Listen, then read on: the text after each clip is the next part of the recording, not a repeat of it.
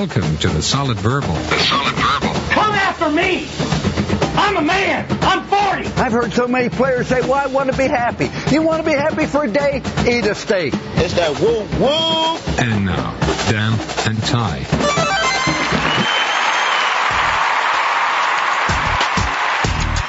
All right, hello everyone. I'm Ty Hildenbrandt, the author of Campus Quickslants on SI On Campus. And joining me from the far end of the country, let's welcome in Dan Rubenstein. Dan, you are the SI tour guide. Welcome to the Solid Verbal. That's what we're calling this now? That's what the working title is anyway. Welcome to the podcast. It's great to be on the West Coast, and I'm sure it's sort of okay to be on the East Coast. It is very sort of okay to be here on the East Coast, but it is good to be on the podcast with you, Dan. Of course, we've all admired your work that you've done, and you've done a lot in the off-season, so we'll talk about that in a little bit. But have we ironed out yet exactly what we're going to be talking about in this podcast? I'm not sure how this is going to turn out. Are we just kind of going to shoot from the hip, or do we have an actual topic list to work off of? Absolutely no topic list. Yeah, we are very unprepared and unprofessional. Even though we have like the words Sports Illustrated next to our names in some form or another, don't at all be mistaken. Absolutely no topic list, no. Dan Rubenstein. Those were our words back in 2008. That was our first show? That was our very first show. You sounded so good. I was very bad. I did not bring enthusiasm. I did not engage you. I did not engage the audience. And you were shot out of a cannon as if we have the listenership we have now. The problem is I haven't improved since 2008. That's okay. You were already so high. We can get into that here over the next hour plus, whatever depending on however long it takes to kind of get the message across here. Let's start from the very top, though, first. We're in the same room. Yes. We are in New York recording this. This is the aforementioned history of Solid Verbal, the exhaustive, navel-gazing history of the show. We've had a lot of people say, how did you guys meet? How did you guys get started? How did you... I want to be a podcast. This is the show. This is the show. We're going to link this up on like the main menu for anybody who has questions about like, how do you spell Ty? Is it T-H-A? We're going to have you covered here in however long it takes. As we've mentioned for quite some time now, this is going to be our 10th college football season doing the show, Dan. Yes. Which is incredible. And kind of in the spirit of our friends over at the Starters, who have been very successful in a previous life as TBJ Basketball Jones. In a previous life as the Basketball Jones, now as the Starters with the NBA. They did a 10th anniversary show not so long ago. We thought maybe it'd be a good time to do one of our own since we're roughly around the same podcast age. Yeah, we were on the Grantland Network with them in 2011. So yes, there are a lot of similarities. We like those guys a lot. So this is what we're going to do, though. We are going to go through the exhaustive history of the show. We're going to answer your questions about the show and how we've sort of felt about various topics and times. But I think it's best if we start from the top, right? Absolutely. Yeah. So you were raised in Somebody wrote in, by the way, wanted to get the conception play-by-play from Mama H. She's not with me, unfortunately. Here's what I want. I actually thought about calling our moms to see but then it was just going to be them. Your mom is so much better educated as for podcasting and the show. If we called Mama H, she would answer and give you commentary. But here's what I want to start with, though. Because this show in earnest begins with you graduating college, I think a year before I graduated 2004 college. from Penn State. Yeah, 2005 for Oregon from me. So you grew up a Notre Dame fan. And that is because family members of yours were Notre Dame fans. You grew up Catholic in the Northeast. And that was your team growing up. Right. Correct? Right. Okay.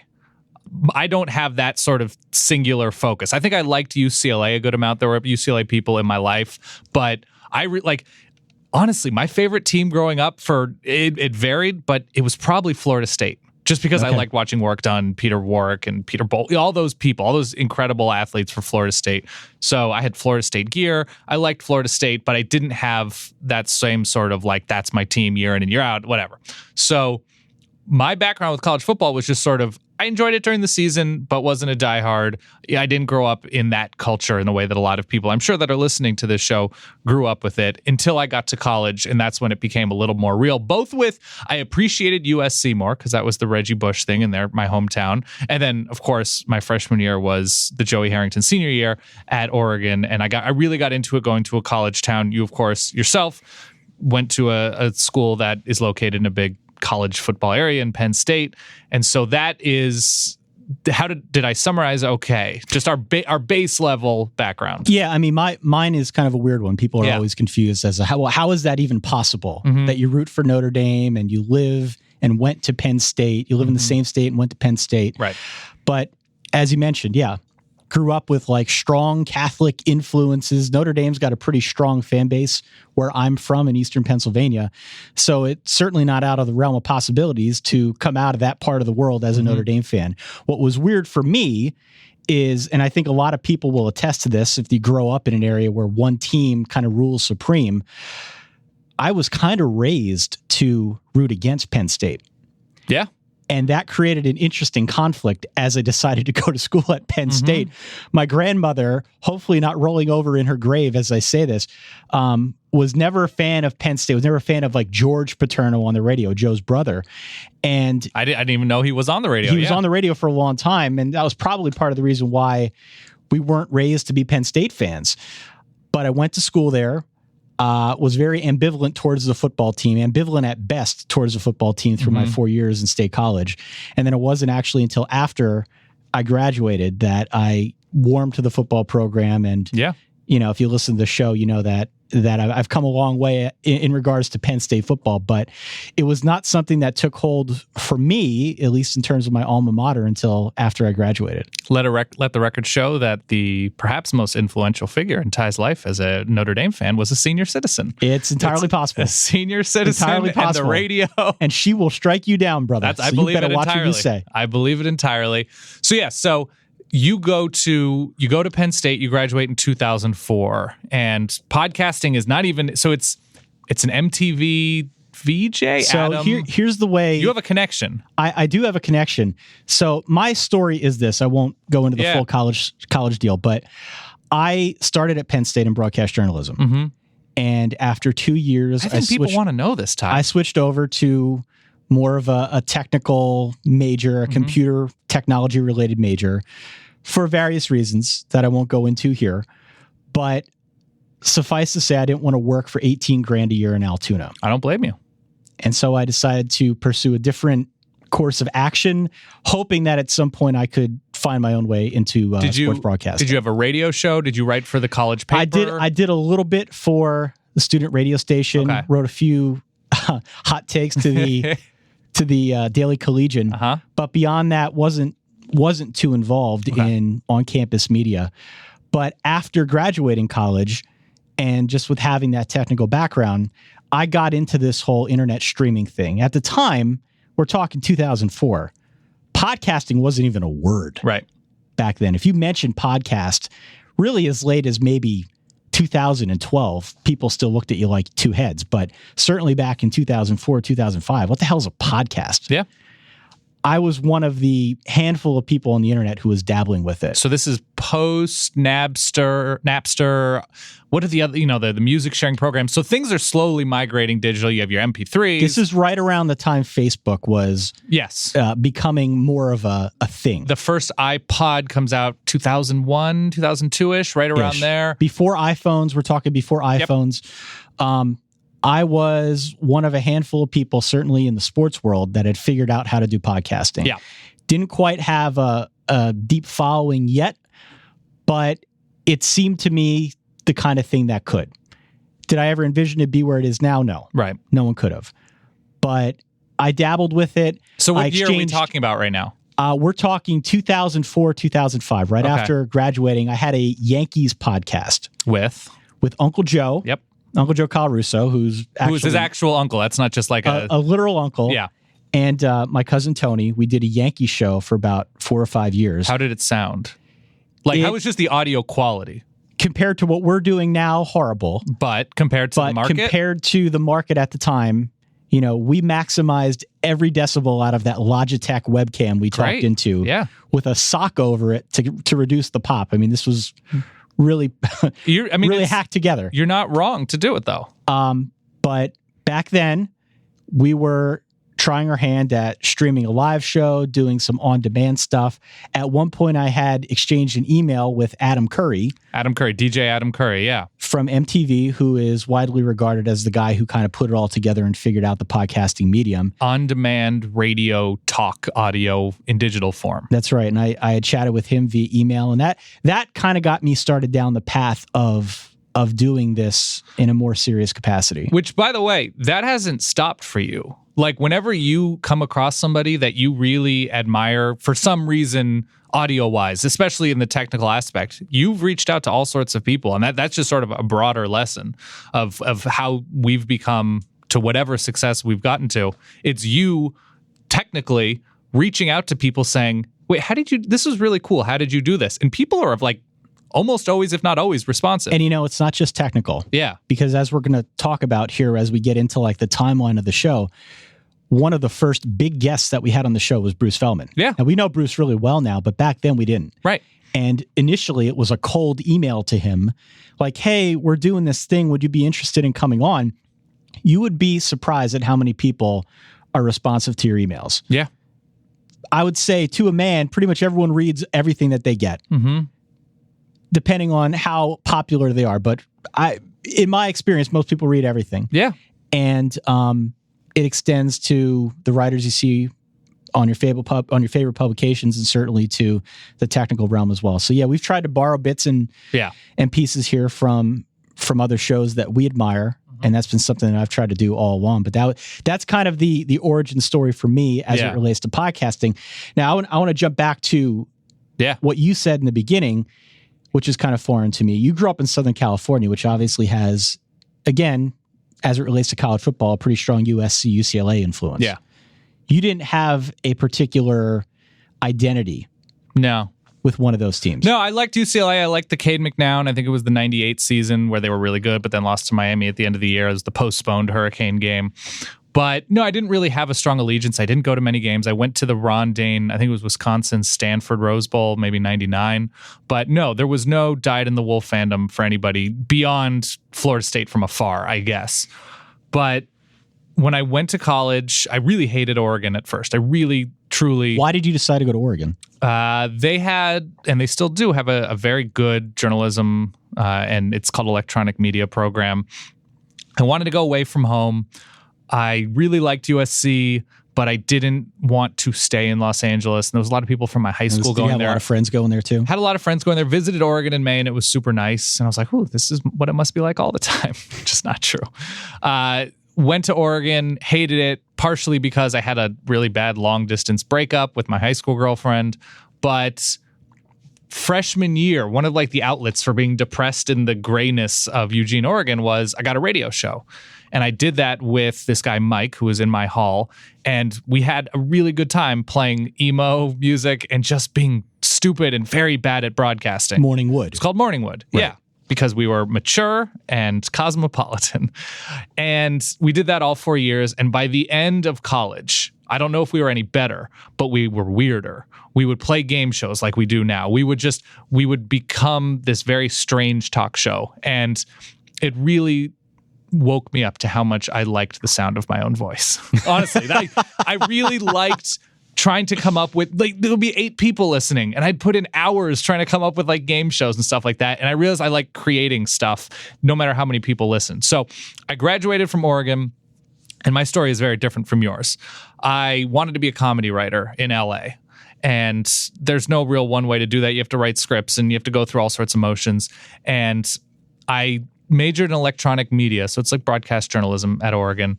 And I just knew I wanted to make stuff somehow. And this is 2005, so like video cameras are more affordable. Video editing software is easier and easier. iMovie, Final Cut. And bootleggable. And bootleggable, yeah. You can pirate, whatever. I mean, listen, everybody lives by their own code. I'll let you decide what you got to do to get things done. But so in 2005, I worked for a production company as a paid intern. Like, it was miserable. I drove around LA traffic and delivered scripts. It was not that fun. But I made a little bit of money. It was for the guy, the music video director, who directed the All the Small Things video, who directed a couple of Weezer videos. He directed the Papa Roach Last Resort video. Yeah. Okay. So he's a famous director. His name is Marco Siega. He's directed a feature film. He's a big deal. And I was an intern at his production company, and it was fine. But I had come up with ideas about making stuff that I wanted to do. And I interviewed for a job at The Office, the television show The Office. And the job was to be a writer's PA, basically going to get donuts for writers. But you got to sit in the writer's room. You got to take notes. You know, you were a grunt, but you were there. And I interviewed for the job. I was told I was a finalist for the job. I was told it was between me and one other person. I was told I was probably going to get the job. I had a so my connection to this was a family member used to date the executive producer of the old show Blind Date. Whoa. Remember that show? Oh, yeah. So that like got me in touch with X, who got me in touch with Y, who got me in touch with Z, and I got the interview with The Office. I didn't get the job with The Office. They said, okay, you're going to get this job with this Andy Richter sitcom. And I was like, oh, cool, whatever, I'll do it. And then they were like, it has to go to series. It has to be picked up. They've shot 6 episodes, but if they do the full run, you'll get a PA job. You'll get to get donuts for the writers on that show. And I said, great. And then I never heard anything. And I was like, if I can't get hired to get donuts for people, Yeah. I'm just going to try my own thing. So what I did is I had this idea. So this is now 2006. I had this idea to go to college football games after going to Oregon and figuring out that like, oh, this atmosphere is fun and weird and something that could be a canvas for my creativity. I decided to start my own website with iWeb. You remember iWeb? I remember it, yeah. I started my own website with iWeb. I started a YouTube channel. I took my dad's old Sony camcorder. I mean, it was sizable. It was like the size of a big like muffaletta. You know, it was a TRV, something like that. And sometimes with a friend, sometimes solo, I would take a plastic tripod and this old stupid, we're talking tapes. Tapes, yeah. The little tapes, the mini tapes, yeah. Mini DV tapes. Yep. And wired microphone, and I would interview tailgaters, and it would look pretty bad. Like, I was not a great shooter, a one-man band shooter. And I would interview them, and I would try to be funny and try to be weird, and I'd try to come up with 3 to 6, 7 minutes, whatever it was, worth of material. And I started that, and it was called the College Football Tour Guide. And I watermarked it, and I put them on YouTube, and I put it on my iWebsite. And some of them did pretty well, all things considered, 10, 15, 20,000 views. Some of them did okay, Which is a big deal, by the way. In 2006. That's a big deal. It's a pretty big deal. 2006, yeah. So I did that at 7 schools. At this point, I am living with my parents. I have some money saved up, but you know, I was sleeping on couches when I was on the road of friends or like sister. I slept on the couch in Berkeley of my now ex-girlfriend's sister. I slept on her couch in Berkeley. Like, you know, it's just one of those things. It was totally shoestring. I would drive everywhere. And I don't think I paid for maybe one hotel. So I did it shoestring, but you know, I was losing money on it. But you had a product. But I had a product and I felt good about it and I was making something and I was getting it out every week. I did 8 episodes, I think, during the 2006 season, and it was fun. And after the 2006 season, I made a DVD of that and I sent it to as many addresses, email and snail mail as I could possibly find. And so the first response I got was from Neil Everett from ESPN. ESPN. Oregon guy, right? Oregon guy. That's right. I don't know if I realized it at the time. I put the DVD in a manila envelope. I wrote him a note and I sent it to Bristol. I just blindly, I said like Neil Everett. Could ESPN. have been Anthrax. Yeah. Instead was... It was a DVD and it was like way too long for a sizzle reel. It was like 11 minutes long. Kids, sizzle reels shouldn't be more than 2 minutes. Nobody's going to watch after 2 minutes. But a couple weeks later, I look at my phone and I have a call from an 860 number. And I don't know what 860 is, but I still to this day know what it is. And I answer the phone and I go, hello? Or I was probably like, hello? And I was like, is this Dan? I was like, yeah. It was like, it's Neil Everett, ESPN. I was like, oh. And in my mind, I was like, I'm going to be a star. But in reality, it was just a call to say, you know what? I got your DVD. I think you got something here. It was really good. It really entertained me. Like, I think you can do something with this. Like, wow. You should try to contact like the Best Damn Sports Show or something like that. But like, I just wanted to give you a call and let you know, like, you're pretty talented and I like this idea and good for you. And that gave me the confidence to like keep pushing through. I emailed it to the MySpace page of SI on Campus. Arash Markazi, this is still 2006, Arash Markazi, who's now at ESPN, was running that page then, sent me an email back. I love this. I'm sending it to my bosses. You should be doing this for us. And I met with him a couple times. I went out to Sports Illustrated in New York when I think I happened to be there, met with SI, and they were like, we'd love to have you do this in 2007. You have to pay your own way, but like we'll reimburse your expenses and give you, it was nothing. It was like, I can't even remember what I cleared and after expenses, but it was, I don't know, $20,000, $15,000. Actually, that might have been including expenses. I might have cleared like $8,000 for the season or something like that. And I was ecstatic. So I did that in 2007 for Sports Illustrated. I did 12 episodes. I took a friend each week on the road with me. That was the extent of our shoot. And the big advantage that I had was in 2006, Sports Illustrated, and this is something I think we talked about in our early emails, Sports Illustrated was paying a woman, you might remember her, you might not remember her, her name is Jen Sturger. Yep. To do something very similar, but with like a whole film crew. Yeah, right. And I basically undercut her and said, you're probably paying her thousands of dollars a week, her and her crew.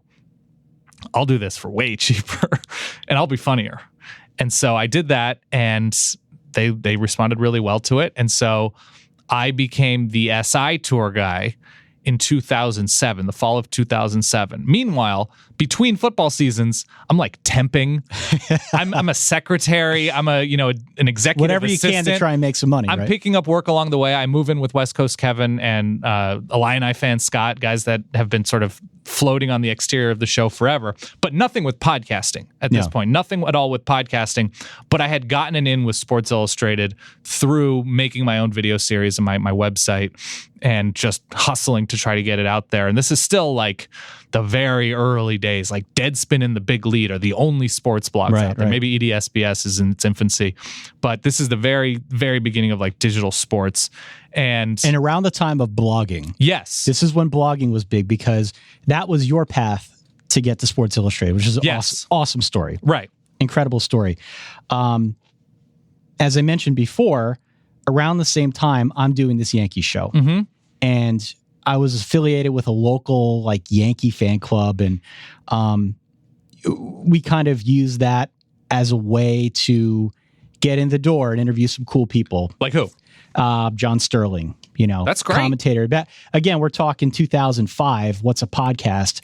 To get an interview like that, talking into a webcam, holding up a speakerphone to the webcam. I mean, we're not talking high society when it comes to equipment, but we still found a way to make it happen. Mm-hmm.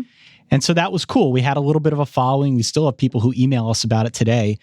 But around that time, when blogs were becoming more of a thing, Fox Sports was trying to launch its own sports blog community. Mm-hmm.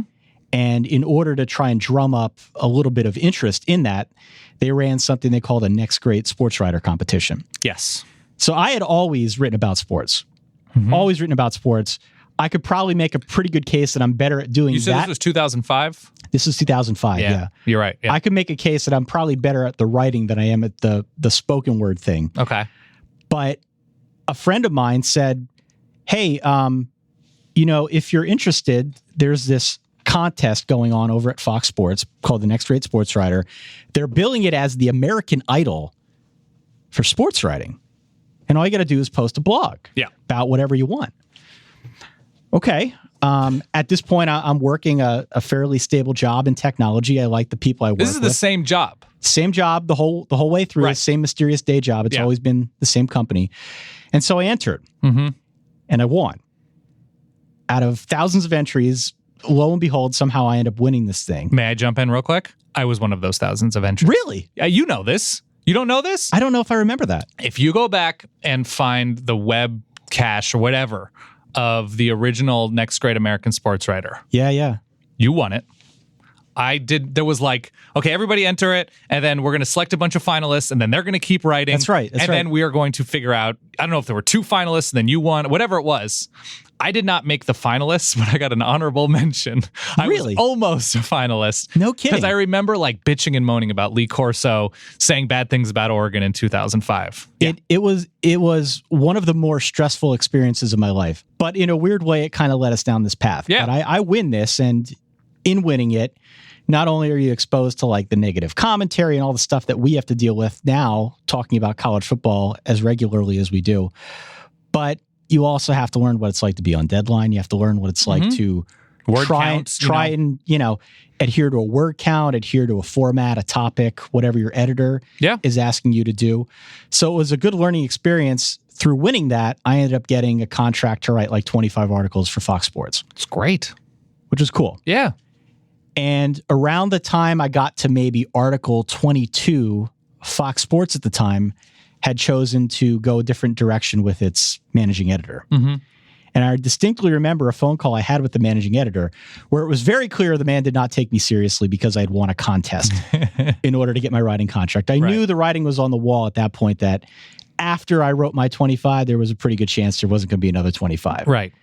But I enjoyed doing it. FoxSports.com making dubious decisions as far back as 2005, ladies and gentlemen. I knew at that point that if I wanted to keep doing it, I needed to send clips out to people. Yeah. And it was, I think, either through Jimmy Traina, God bless, or Andy Gray. Blogfather. Yeah. One of those two guys over at SI that I got hooked up with SI on campus. Yeah. And started writing Campus Quick Slants, which if you heard the intro, our first intro, when I mentioned Campus Quick Slants, that was the title of my thing. Did you come up with that name? I did. Good for you. 2006. So this is early 2006. You don't know when this is in 2006? This is probably later on this is around 2007. So I had written for Fox Sports in 2006. Oh, right. After I won the contest. And then in 2007, I started looking elsewhere and landed with Sports Illustrated. Yeah. 2007 was also the same time when I found you. Yes. All right. This is kind of how our paths start to cross a little bit. I found your videos, and on one date in particular, it was... This is week 2? I believe week 2. It was September 19th. So week 2 or week 3, 2007, you did a video up in State College, and I just happened to be at work browsing the internet, as you're wont to do when you're on your own to kill site. Some time. Yeah, on SI on campus. And I saw that you had been up there. I had been up there too. Mm-hmm. I hadn't seen you, but I liked what you did. And so here is the text of the email that I wrote to you. I saw this earlier. This is our first correspondence. Hey, Dan, I'm Ty Hildebrandt, the author of Campus Quick Slants every Wednesday for SI on Campus. I just wanted to let you know and shoot you a line to commend you on a job well done. Yes. I've really enjoyed your videos thus far, especially the Penn State one since I graduated from there a few years ago. I was in town for the game writing about Paternalville. Too bad we didn't cross paths.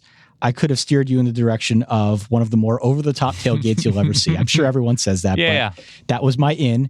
And I said, anyway, keep up the good work. Where are you headed next? Right. And I responded to it. I was so famous that I didn't need to respond to it. Of course. No, I remember this. I remember this correspondence, and Penn State was great. The first week of that year, I think, was Georgia, which was tricky.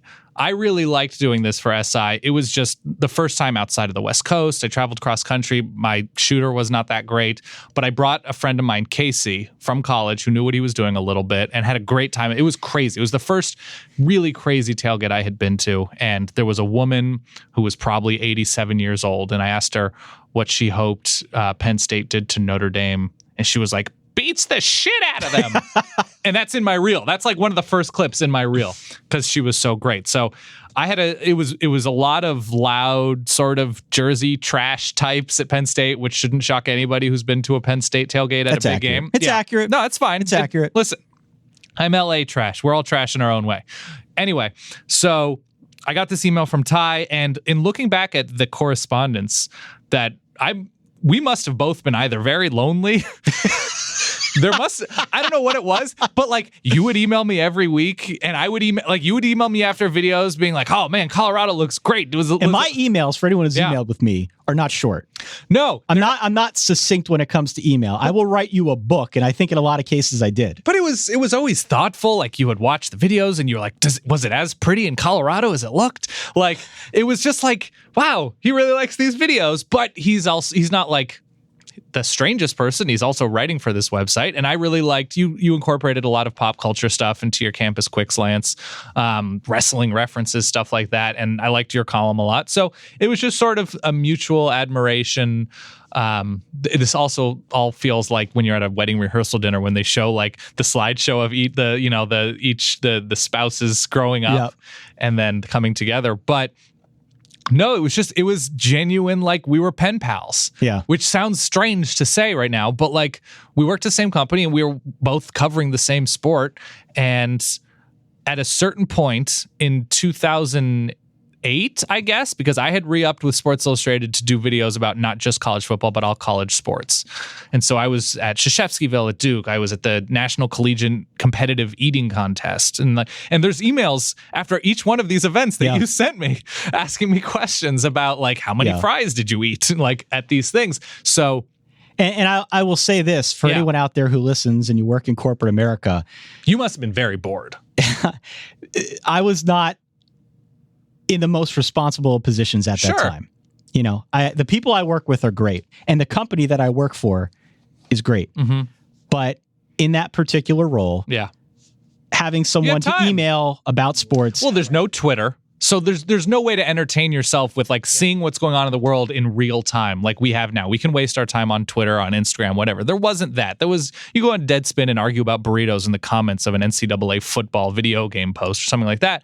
But beyond that, there was no real time. Nothing there. Right. So as you said, I would email you after the videos. I would watch all the videos. I think in a digital sense, we turned into pretty fast friends because you would email me after my columns and vice versa. And we started spinning our wheels. And I don't know the point at which it clicked for both of us, but I'm pretty sure it was you. I looked at the email today. I'm pretty sure it was you who initially said, you know, I've been thinking about starting a podcast. Mm-hmm. Do you know anything about that, or might you be interested? Yes. And it was at that point that I jumped all over it. Mm-hmm. And I said, well, I happen to know a lot about it because I've been doing this now for a couple of years. And at that point in time, things were shifting from trying to live stream through a Ustream or Real Player. You could do it through... What was the other one? Other than it was Ustream, live stream. Yeah. There were a whole variety of them. I had a server somewhere up here in New York City that I paid $35 a month for, and it was a dedicated stream for my show. Things were shifting from that realm. Yeah. More of the on-demand vein. Yes. And we kind of got in on the ground floor of that. And I said, yeah, let's do it. We could do it. So I believe, if memory serves, we started brainstorming names, and we did a pilot recording, which I dug for and couldn't find. You couldn't find the pilot? Okay. I'll have to go back and look if I can find it. There's no way I have it, yeah. But that was June 23rd, 2008. The pilot. Okay. And around that time, here are some of the names that we were trying to workshop. The Irrefutable Audio Evidence or Irrefutable Evidence Podcast. I can't even say it. The Red Shirts, not a bad name. The Walk On Program, which I like that. I liked it. I still like it. Yeah. I believe there's a basketball show called The Walk Ons. Right, but not Walk On Program, because the program is the double word there. The Shady Booster Program. I'm okay with that too. Shady Boosters. I like this. And we had another booster club in there. Yeah. Another booster club in there.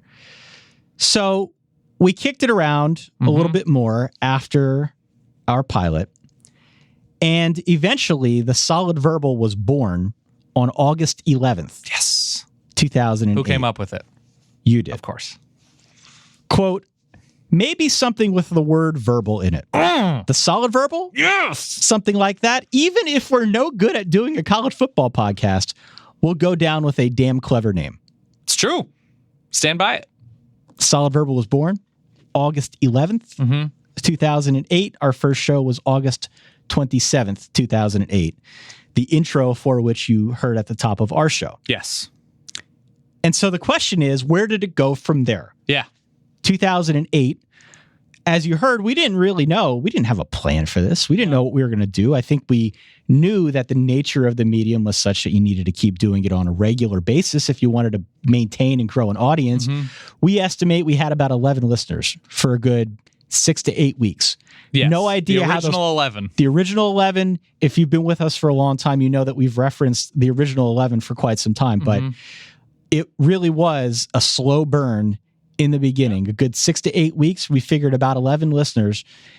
And at 11 subscribers. We knew 11. We didn't know how many listeners. 11 subscribers. Yeah. That's correct.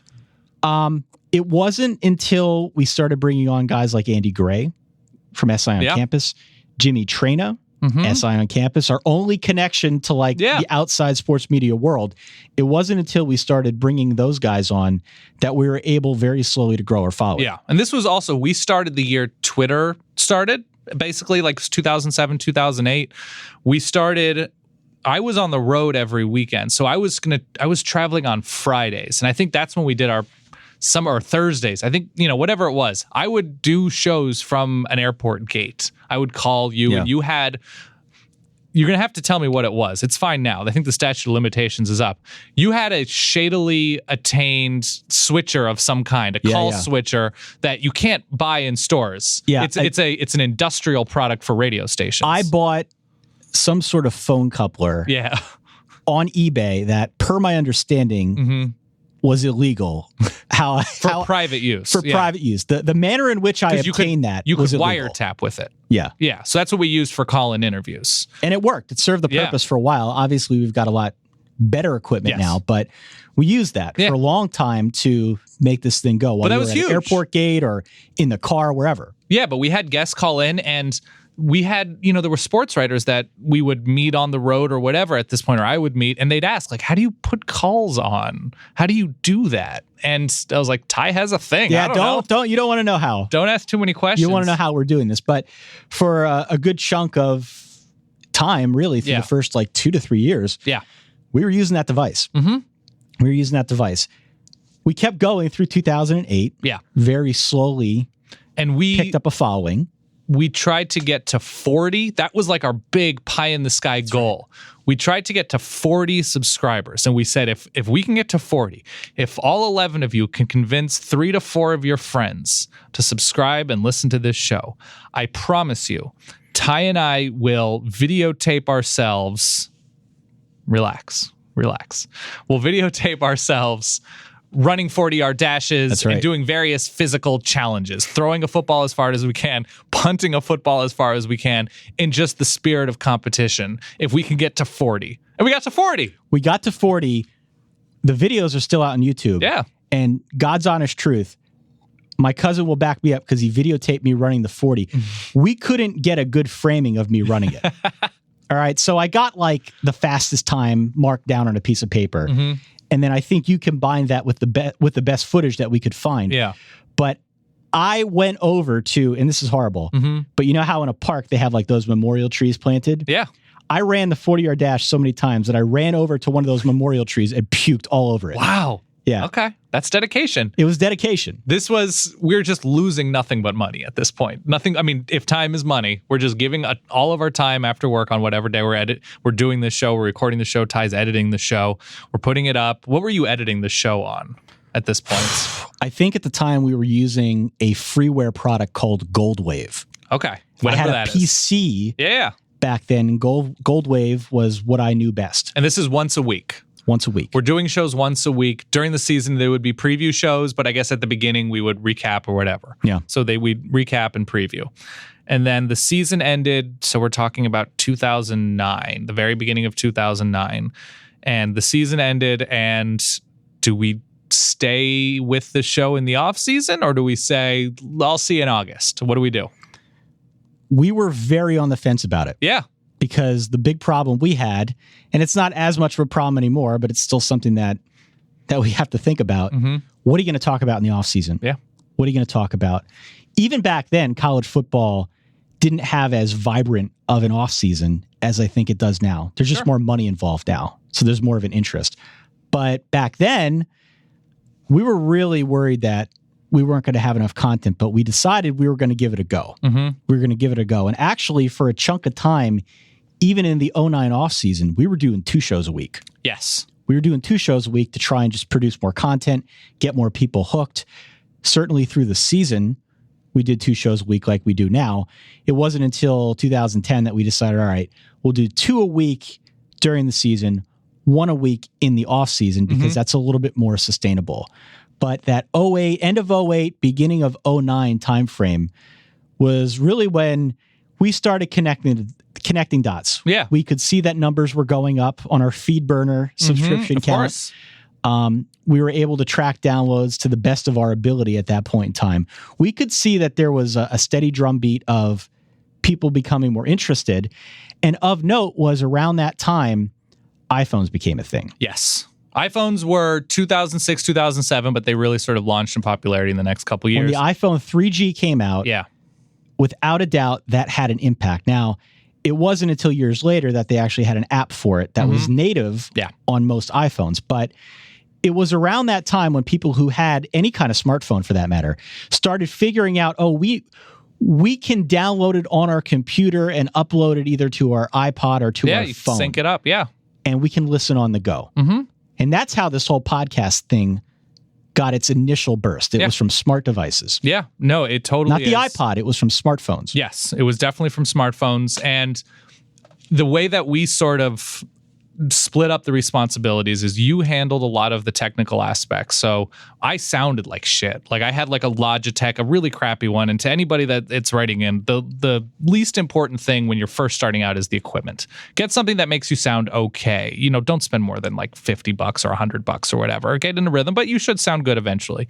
So I didn't sound great, but slowly I got a better and better microphone. But you handled all of the back end stuff because that was your specialty.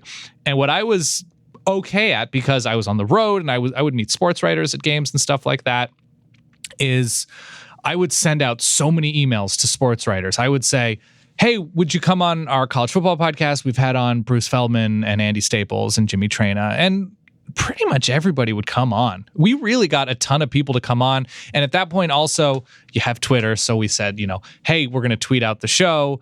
Would you mind like tweeting out the fact that you were on the show? And they said, sure, whatever. And we would start going on their podcasts and radio shows or whatever the case may be. I remember in 2008, I think it was 2008, I shot at Ohio State.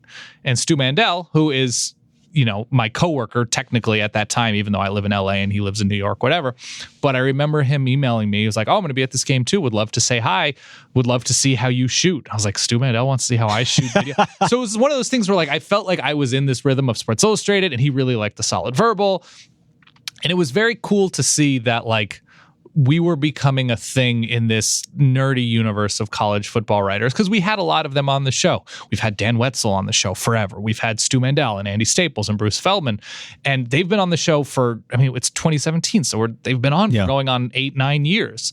And so we're getting this following of people, and we've gone away from this somewhat. Is we've had, you know, like if we've had a Clemson writer on, we'll have Brian Cook on from MGO Blog. It was so specific to that school, but that's the way we got people, fans from those schools interested. And that's an important point because we got to 40, we got to 100, and we could tell from the traffic to our website, solidverbal.com, we could tell where people were coming from. Yeah. And you were in California at the time. I was in Pennsylvania. We could see that most of the traffic was from our 2 states. Yeah. And so the only logical conclusion is that it was you and I. Yeah. Right? It's true.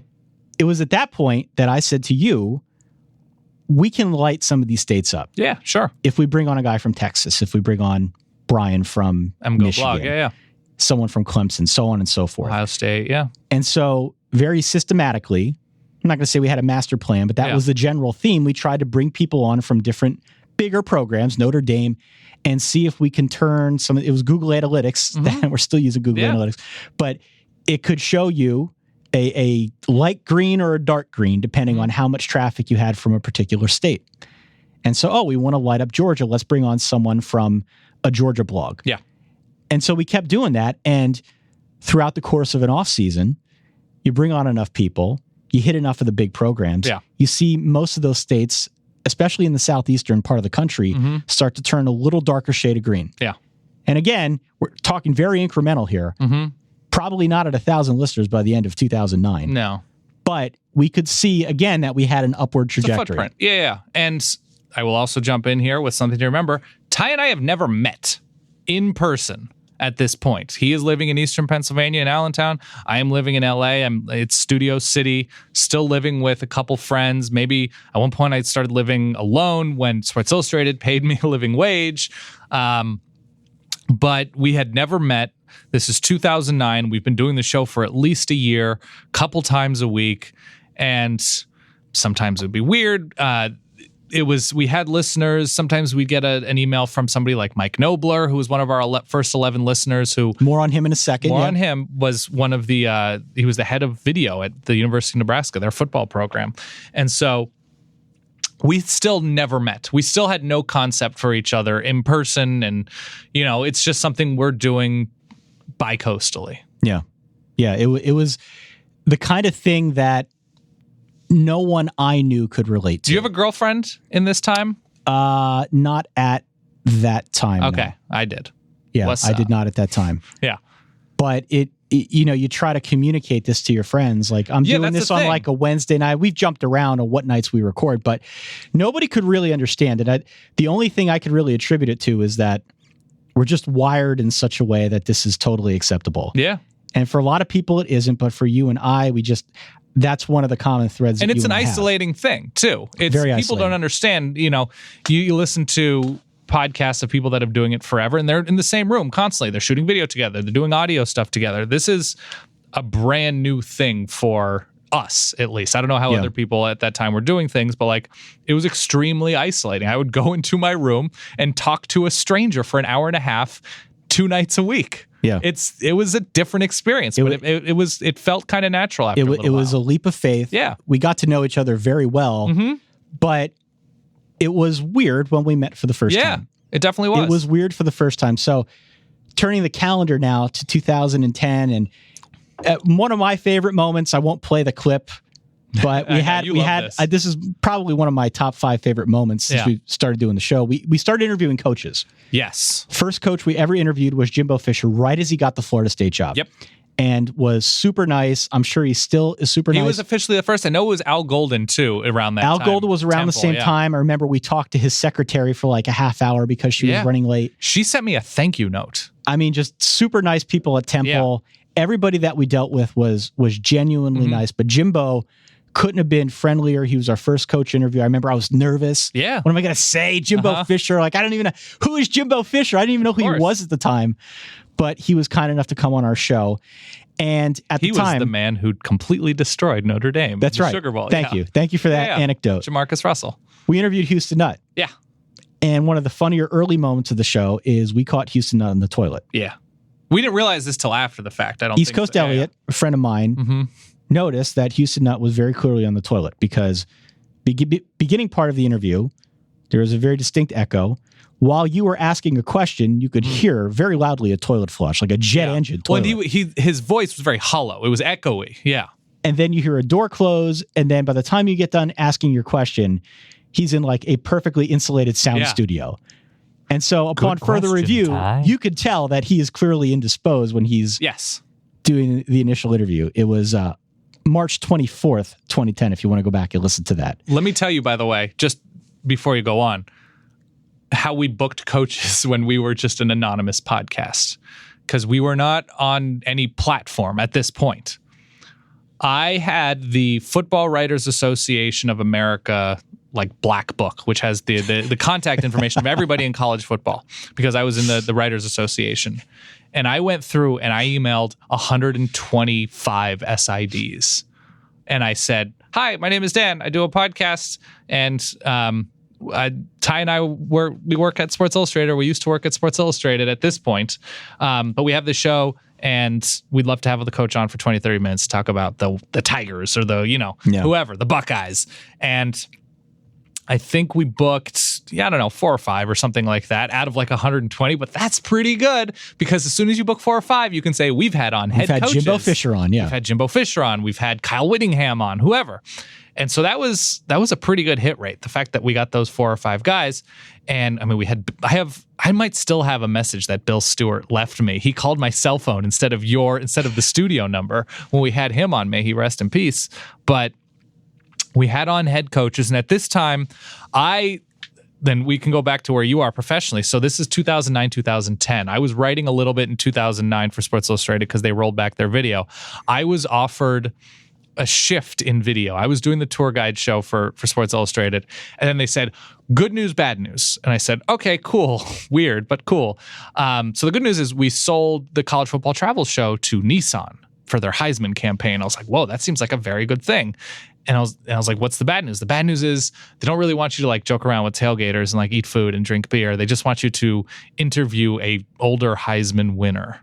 And I said, no, I'm not doing that. That's compromising my creative freedom. George Costanza, your artistic integrity, right? Totally what happened. Yeah. And they said, are you sure? And, I have this dream job going to college football games as my job, and they want to keep paying me to do that, but with a wrinkle. And I turned them down, and I said, no, that's not what I want to do creatively. And so they gave the job to somebody else, and I just sort of wrote, and then they stopped asking me to write. The checks stopped coming. And this was 2009, so the economy's not great. They're not doing any video basically anymore. It was just like swimsuit at this point. And I stood up for my artistic integrity. I started a new video series. I set up a green screen in my apartment, and I did a recap show called The Postgame Tailgate. Yeah. And there were some goofs. I looked real crazy and weird back then, or at least crazier. But it was a green screen show. I was trying to be like The Soup, but for college football. And it was fine. Some episodes were funnier than others, but I constantly had to be making. So I'm doing the solid verbal. I'm not on the road anymore. I'm just recapping games. I'm wearing like an old corduroy blazer and standing in front of this green screen, and like I'm doing motion graphics behind me. It's very strange and cheap looking, but that's what I did. And Sports Illustrated would post it every so often. And they liked the show, but they didn't pay me to do it. Right. A good deal for them, by the way. A great deal for them. Great deal. They would just post it on their like campus or Hot Clicks, Jimmy Train or whatever, and that was fine because it got me a lot of attention for that too. But we're doing the show, we're having coaches on, but I'm not making any money. Yeah, I'm like back to temping. I'm like I picked up catering jobs, but like this is totally true. Scott, my really good friend Scott, his parents own this successful barbecue restaurant in LA, and I would go work catering jobs because they would pay me $100 for doing 2 hours worth of work, and that seemed fine. Yeah. My bed broke at a certain point.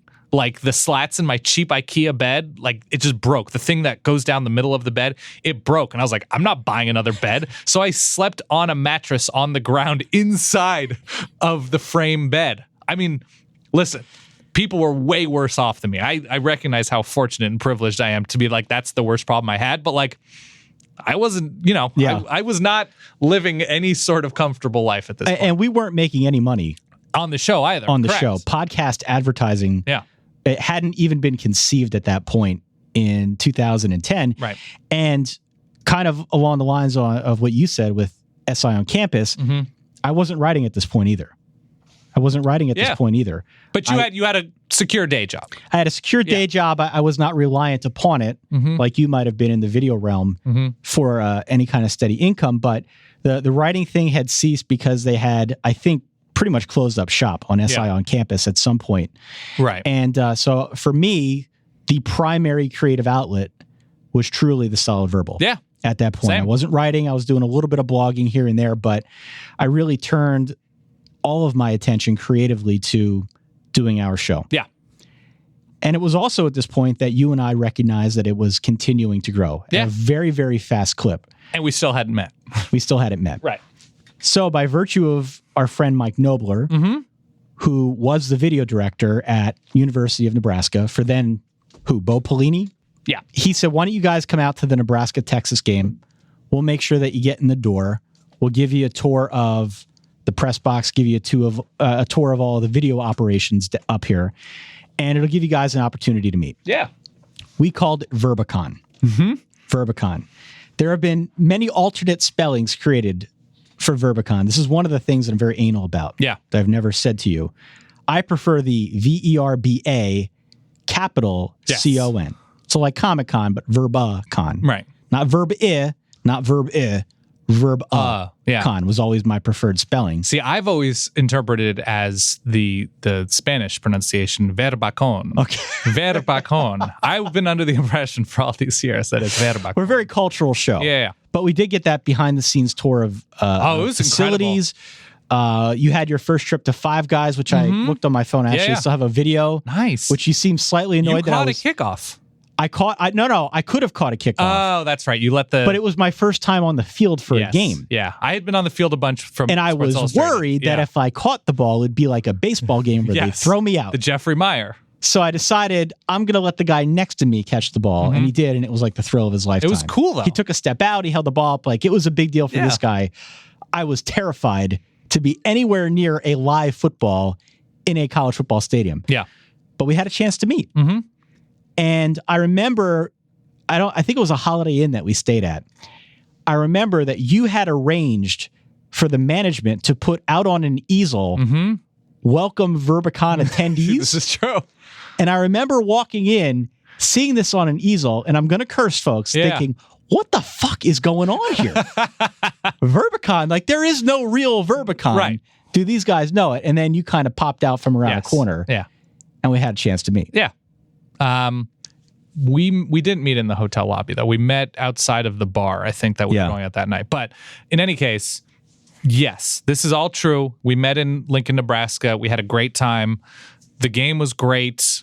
The game experience. The game itself wasn't that good. I think it was Texas won with like a quarterback who was mobile, who's not normally mobile. I don't even remember who it was. It wasn't David Ash. It's pre-Ash. But was it Garrett Gilbert? It might have been. Yeah. In any case, 2010 for me, though, this is where I'm at. I sent a cold email because I'm tired of sleeping on the ground. I sent a cold email, both physically cold and out of nowhere. I sent it to Eric Rideholm, who is the executive producer of PTI and still is, and is like a total empire builder at ESPN. And I said, hey, if you ever need anybody to write research or something like that, let me know. And he was like, nobody ever leaves PTI. Nobody ever leaves. No, nobody ever wants to leave. But if you're ever in DC, let me know, and I'd love to meet with you. And so I found an excuse to get to DC. My middle brother is a pilot. And so I was in Chicago at Blogs with Balls, which is a big sports media blogger conference. Yep. Met Spencer Hall for the first time. Spencer Hall. Met Spencer for the first time. Met all sorts of people that, are just sort of in the sports blog world. It was a great time. And then just continued on to DC from Chicago. Stayed with a friend who had recently moved out there, who I liked this friend a lot. It was fine. And sent a note to Eric Rideholm before I went. I was like, hey, I'm going to be in DC. Does the offer still stand? Because I had sent him like a reel from Sports Illustrated. And he was like, sure, yeah, come on by. And I met with him, and he was incredibly nice, just super kind. And I still am friendly with him to this day. But he sent me like 3 email addresses of people, one of whom is Ron Wexler, who was at ESPN, is now at NBC, a guy from Yahoo who I forget, and Jim Bankoff, who is the current CEO of Vox Media. Vox Media, and was at that point just SB Nation. And I contacted all of them. I met Jim Bankoff that night in DC at a party, and sent Ron Wexler an email and started doing stuff for ESPN, just sort of tangentially helping them research and produce and stuff like that out in LA. And I actually ended up getting a couple pilots with ESPNU. And so that cold email got me going sports media wise, but also like we would start having Spencer Hall on the show, and he was always hilarious. So we were slowly expanding our footprint of people that would come on the show. And at the end of 2010, what is our next step platform-wise? Because I feel like there's about to be a hit here. The other thing that I'll mention before we go on to the platform is also in 2010, I had a chance to audition with the Big Ten Network. That's right. Which I totally forgot to put down on our outline. So you did some piloting for ESPNU. And that was through Eric Rideholm and saying I have Solid Verbal and Sports Illustrated. I have this at least record of activity. I got a cold email from a producer at the Big Ten Network to go out there and try out for a show. I had never been on camera before. Right. I had no idea what the hell I was doing. And I tried, and this was as best I could. This was from the Solid Verbal. This was from the Solid Verbal. This was just, me being the host that I try to be on our show. Right. But went out there, flew out from Allentown direct to Chicago. Yeah. Was out there for a couple hours, did a tryout. Didn't get it, obviously, because I didn't really know what I was doing. Didn't know what camera to look at. I mean, but it's so flattering. It's so cool. A total mess. Yeah. But didn't get it. Had a good experience out there. Just getting to see the studio was kind of a cool thing. And it was at that point for me that I'm like, we must actually be pretty good at this. Decent, at least. Yeah. We must be pretty good at this if I am getting an email just out of the blue from a real network with real equipment. Maybe we should consider improving our equipment. Yes. Maybe we should consider beefing up our equipment. So it was at that point that we started to get a little bit more serious about. Oh, good choice of word there. Getting serious. That's right. Yeah. What equipment are we using, and what other platforms can we be on to try and grow our footprint? At this point, again, steady growth, continuing to grow. We're up over 1,000 users, clearly by 1,000 users, maybe by around like 3,000 at this point. Yeah. In 2010, we catch on with The Score. Yes. Which was... Did they email us, or did we contact them? How did we get into communicate? I don't even remember. I don't remember how. I think they may have looked us up. But nonetheless, The Score was actually where the Basketball Jones was calling home at that point in time. They were a Canadian outlet. They were on Sirius Radio, but only in Canada. No, they were on Sirius in the States as well. They were definitely, because I remember my uncle hearing me. Yeah, they were. But the TV show was a Canadian thing. Yeah. The channel. It was a Canadian company. Yeah. But we caught on with them. Yeah. They started promoting our content. And they paid us so many zeros of dollars. So many zeros of dollars. Yeah. We got some added exposure through their website. Yeah. And it was also around this time that Chris the Capper. You remember Chris the Capper? Who has for a long time now given us his weekly college football picks, but he had emailed us and said, I've done some handicapping. I'm pretty good at it. Would you mind if I called in a pick or wrote in a pick every week? And we said, hey, let's do it. Sure, why not? Let's do it. Let's try and grow this as much as we can. So Chris started contributing picks. We felt pretty good about the state of affairs in 2010. Yeah. Podcasting was very slowly picking up steam. You still couldn't go to a bar and say, I do a podcast and expect anyone to know what the hell you were talking about. But podcasting at that point seemed like it was doing better than on life support, right? Yeah, it's one of those things too, where if we could say that we were on Sirius XM, which was enormous. We convinced them to send us to the national championship in Arizona, or like give us our money back for travel expenses, whatever. So it was a badge of like, no, we're not making money, but like more and more SIDs are responding to us saying, would you like to have your coach on? We're Sirius XM, whatever. And so it was a nice badge. It was a nice thing to have on our resume. It increased the footprint. We have thousands of listeners at this point, but we're not making any money. Not making a single dime. Yeah. But it was definitely about collecting references. Yeah. And so this is year 3? Yeah. Yeah. So year 3. Year 3. Yeah. We interrupt this special edition of the Solid Verbal to tell you about our good friends over at Proper Cloth. Look, finding a dress shirt that fits perfectly, that's hard to do. Whether the collar's too tight, the sleeves are too long, something's always off. Luckily, ordering a custom fit shirt has never been easier thanks to Proper Cloth. At propercloth.com, you can easily create a custom shirt in seconds just by answering 10 easy questions. It's foolproof. Don't even need a measuring tape. Plus, Proper Cloth has 500 fabric styles to choose from, including premium Italian and Japanese fabrics, as well as business and casual styles. And it all starts at just $85. Best of all, Proper Cloth guarantees a perfect fit, meaning that if somehow your shirt doesn't fit perfectly, they're going to remake it for you for free. That's why they're the highest rated custom shirt maker on Google. Even GQ calls them their favorite online custom shirt maker. It's the future of shirts, so get in on the fun. Stop wearing shirts that don't fit. Start looking your best with a custom fitted shirt. Go to propercloth.com/solid today If you enter in the gift code SOLID, that's SOLID, you will save $20 off your first shirt. Do it today. Through the score, we end up going to the BCS National Championship game back when it was still the BCS in Glendale, Arizona.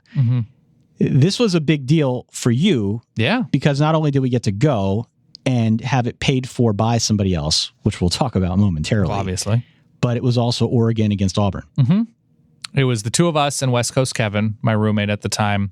We drove from LA, so it was very easy for us. You flew in from Allentown, shipped all your audio equipment via FedEx. In a big friggin' box. Cost me like $100 to ship.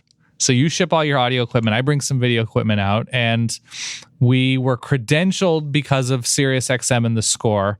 So we went to media days and we shot fun video stuff, and we eventually cut together a video that we filmed in a very Tom Rinaldi-ish style about the fact that, you know, and if you've ever seen the Media Hotel in Phoenix, it's a beautiful resort. We stayed at a just awful place across the street from a strip club, a very shady strip club, not even like a fun, exciting Atlanta Hawks strip club. No, this was a terrible, terrible strip club that listen, Ty and I are not above going to a strip club. Let me get that right out in the open right here. We looked at that place and we're like, I don't know. That is not. I wouldn't even go in there for like a 6-pack. Not even for a story. Not even to like tell the story of how grody it was. We're like, nah, I think we're good. I think we've grown up now. I think life is better than. We stayed at a Country Inn and Suites in Tempe. In Tempe, Arizona, across from a shady strip joint. And it was there that we wrote a script. We narrated. You cut video. You did narration under a blanket in our room. Under a blanket to try and get like some kind of acoustic integrity in this thing. But we cut together our story, our improbable journey to the BCS championship. And I look back and I watched the video, and it's like, I don't even know how that story really even came about. Right. I don't know what our headspace was at the time to think that that was funny or a good thing, or how that came to fruition. I have no idea, but it caught on. Yeah. We did a good job, all things considered, with the crappy equipment we have.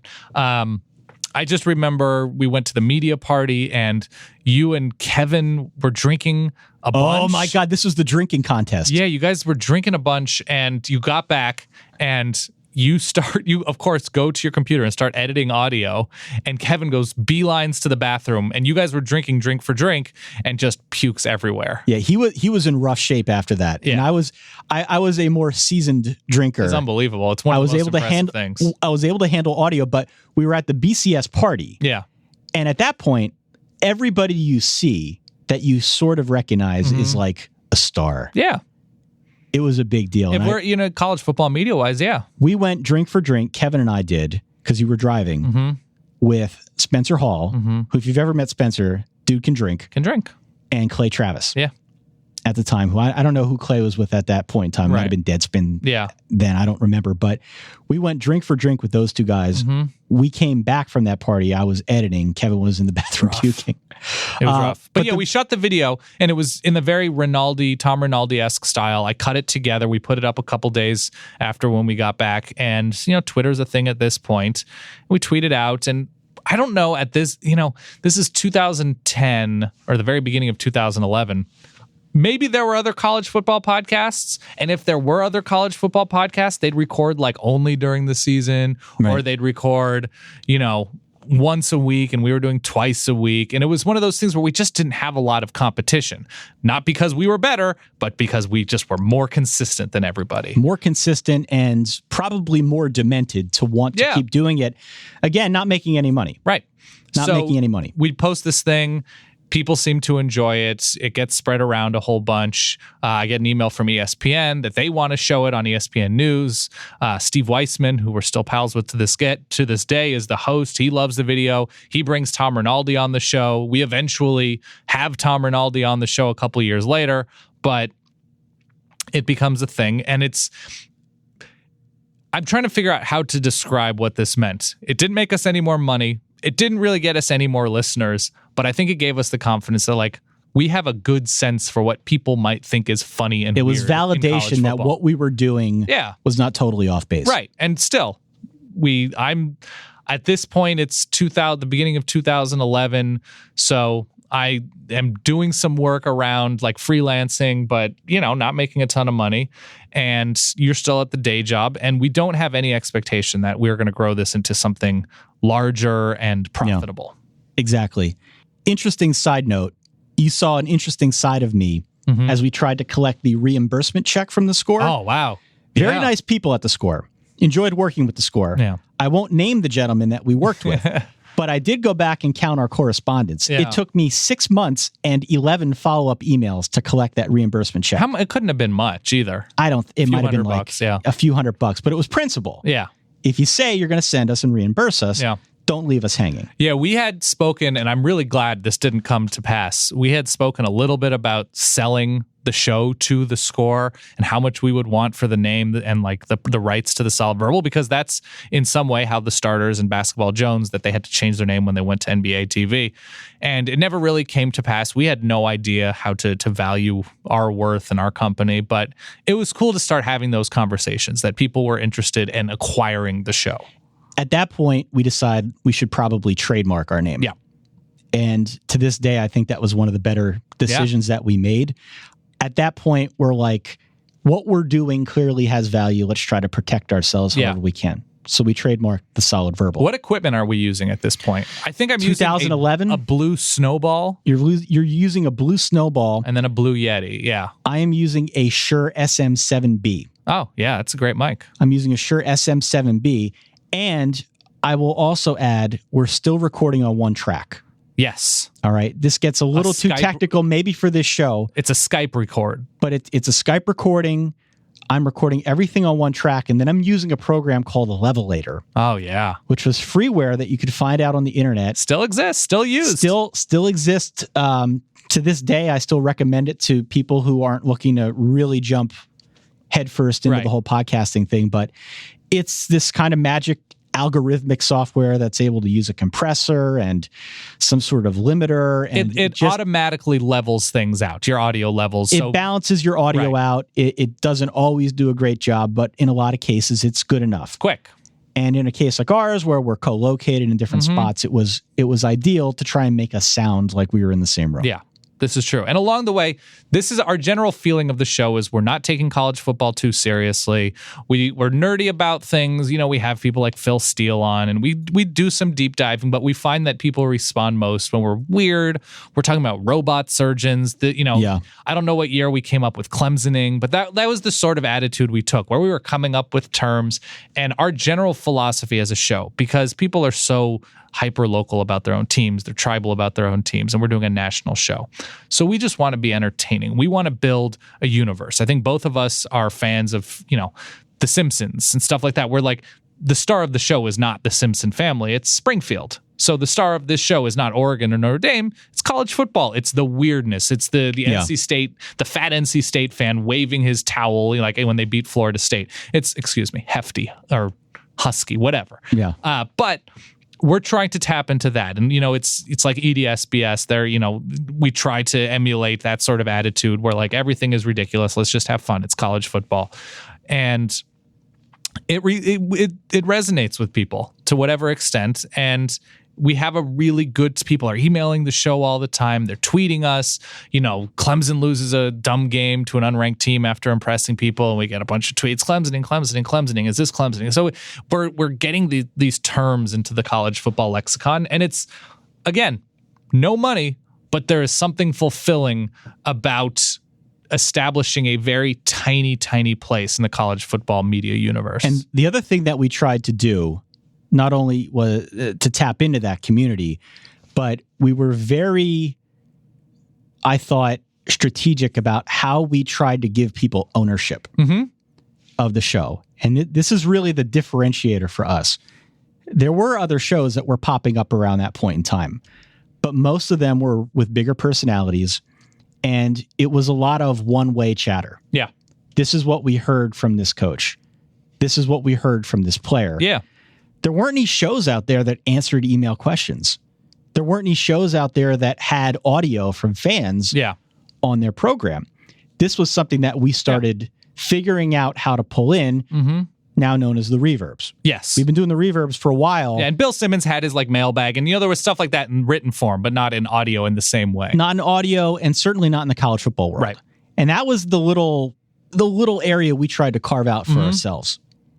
And so with the ESPN news hit that we got, and with the continued success of the podcast, that was when Grantland came about. So I had mentioned doing ESPNU pilots and for that show Unite. I don't know if people remember that show, good for them.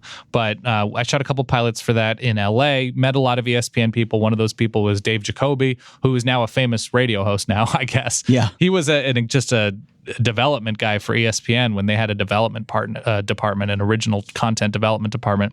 And he was put in charge of podcasts. He left ESPN for Grantland and put in charge of podcasts. And I had known him.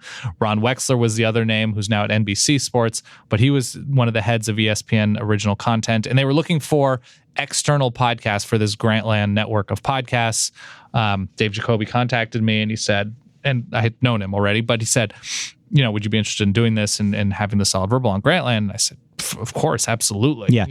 Didn't pay us. Again, American dollars. Did not pay us, but you could definitely make the case, and I will make the case, absolutely, that having that exposure was worth more than any paycheck they could have cut to us. Yeah. Bar none. We had an ad in the New York Times. We had the influence of Grantland, obviously Bill Simmons, his huge show. We had, this was at the same time that Men in Blazers joined Grantland. This was the same time that I think it was a year before maybe the Basketball Jones had joined Grantland. But it was by far our best exposure because all of a sudden we're in this universe that is not super technology forward. College football is sort of an older media type thing. And then we get into Grantland and it's all just like people our age, new technology, fun writers, whatever. Yeah. And it's our sensibility. And it really did a number. We were on like the Grantland Network podcast feed, and then you could subscribe to the Solid Verbal separately. And it was just once a week. We were doing 2 shows a week, but our Sunday show was on Grantland. And did you edit that special for them or something like that? Yeah, I mean, it was never cut in a special way. It was a different file that I provided to them. But ESPN and Dave Jacobi were really good about our content. We didn't have any shackles placed on us. There's always like this thing that people seem to have with ESPN. They're always they're telling you what to say. Nobody ever told us what to say. They were cool about it. Yeah, they would always, like, the only note that Jacobi would give us was be like, just get weirder, get fun. Like Nick Foles in A Losing Effort was something that happened at that point. He was like, lean into stuff like that. That's funny and weird and unique. And so we tried to. Yeah, that was the big thing. Nothing, if anything, ESPN and Grantland made us weirder. So it was very cool to see how that expanded our footprint. So that was 2011. And that was a big deal. That was pretty much the inflection point for us. And from that point forward, and that's our 4th season. That's our 4th season. We're going to be entering season 10. Yeah. But 4th season is when we absolutely saw an uptick in the people who were being driven to our show, to our website. Our following grew by a factor of like 10 at that point. Yeah. And we really felt like we were picking up steam with this thing. And so we did the season with Grantland. The calendar turns to 2012. Yeah. You moved to New York City. I do. So mentioned Spencer Hall before. And so that pilot for Unite, they wanted me to reach out to Spencer to hire him at ESPNU. I had a call with Spencer. Spencer said, oh, that's interesting. That's something to think about. But we're also doing our own thing here at SB Nation, and you're on our list of potential people. And 1, not making a ton of cash. And 2, I don't know what the future is with ESPN. And 3, I'm sort of in like a personal rut in LA. I'm ready for something different. And so I interviewed with SB Nation. I spoke with a number of people. I came out early November. It was the week right before 9-6 LSU Alabama. So that was like November 4th, 2011. Yeah. And I came out here. I met everybody at SB Nation and liked everybody. It was very cool. Really wanted the job. Finally was told I got the job in late December and moved to New York in early 2012. So that's February 2012. I moved to New York And we're year round. We're doing it once a week, twice a week, depending on guests. We're trying to get coaches. Yeah. I don't have a couch. I'm broadcasting. This is totally true. I didn't have a couch. I was waiting for the new couch to arrive that I ordered from some discount couch warehouse in New York. I did the show. I've done at least 3 or 4 shows from a really grody New York apartment floor. I did shows that spring from a rat-infested stairwell at the old SB Nation loft studio office. And, I think we started sponsorship in 2012. But it was still like, I don't know if at that point I was like, what am I doing with this? Because there was so much positive. Yeah. But that's when I specifically remember, like, I was working 12-hour days at this startup, basically. And that's when I remember, like, the podcast started taking a lot out of me. Yeah. Like, that's when I was like, this is great. I love doing it. But there were definitely shows around that time when I had moved to New York where I just, 27 minutes in, I was just like, I don't have anything left. I'm totally gassed. And I was in a very similar place. Yeah. Because you stay at a company for any point in time. At this point, I'm there 8 years. Mm-hmm. You start getting more responsibility. Yeah. You start working a little bit harder when you're there. Not that you're not always trying to do a good job, but you just have more on your plate. Yeah. And so you're coming home, you're tired from your work day.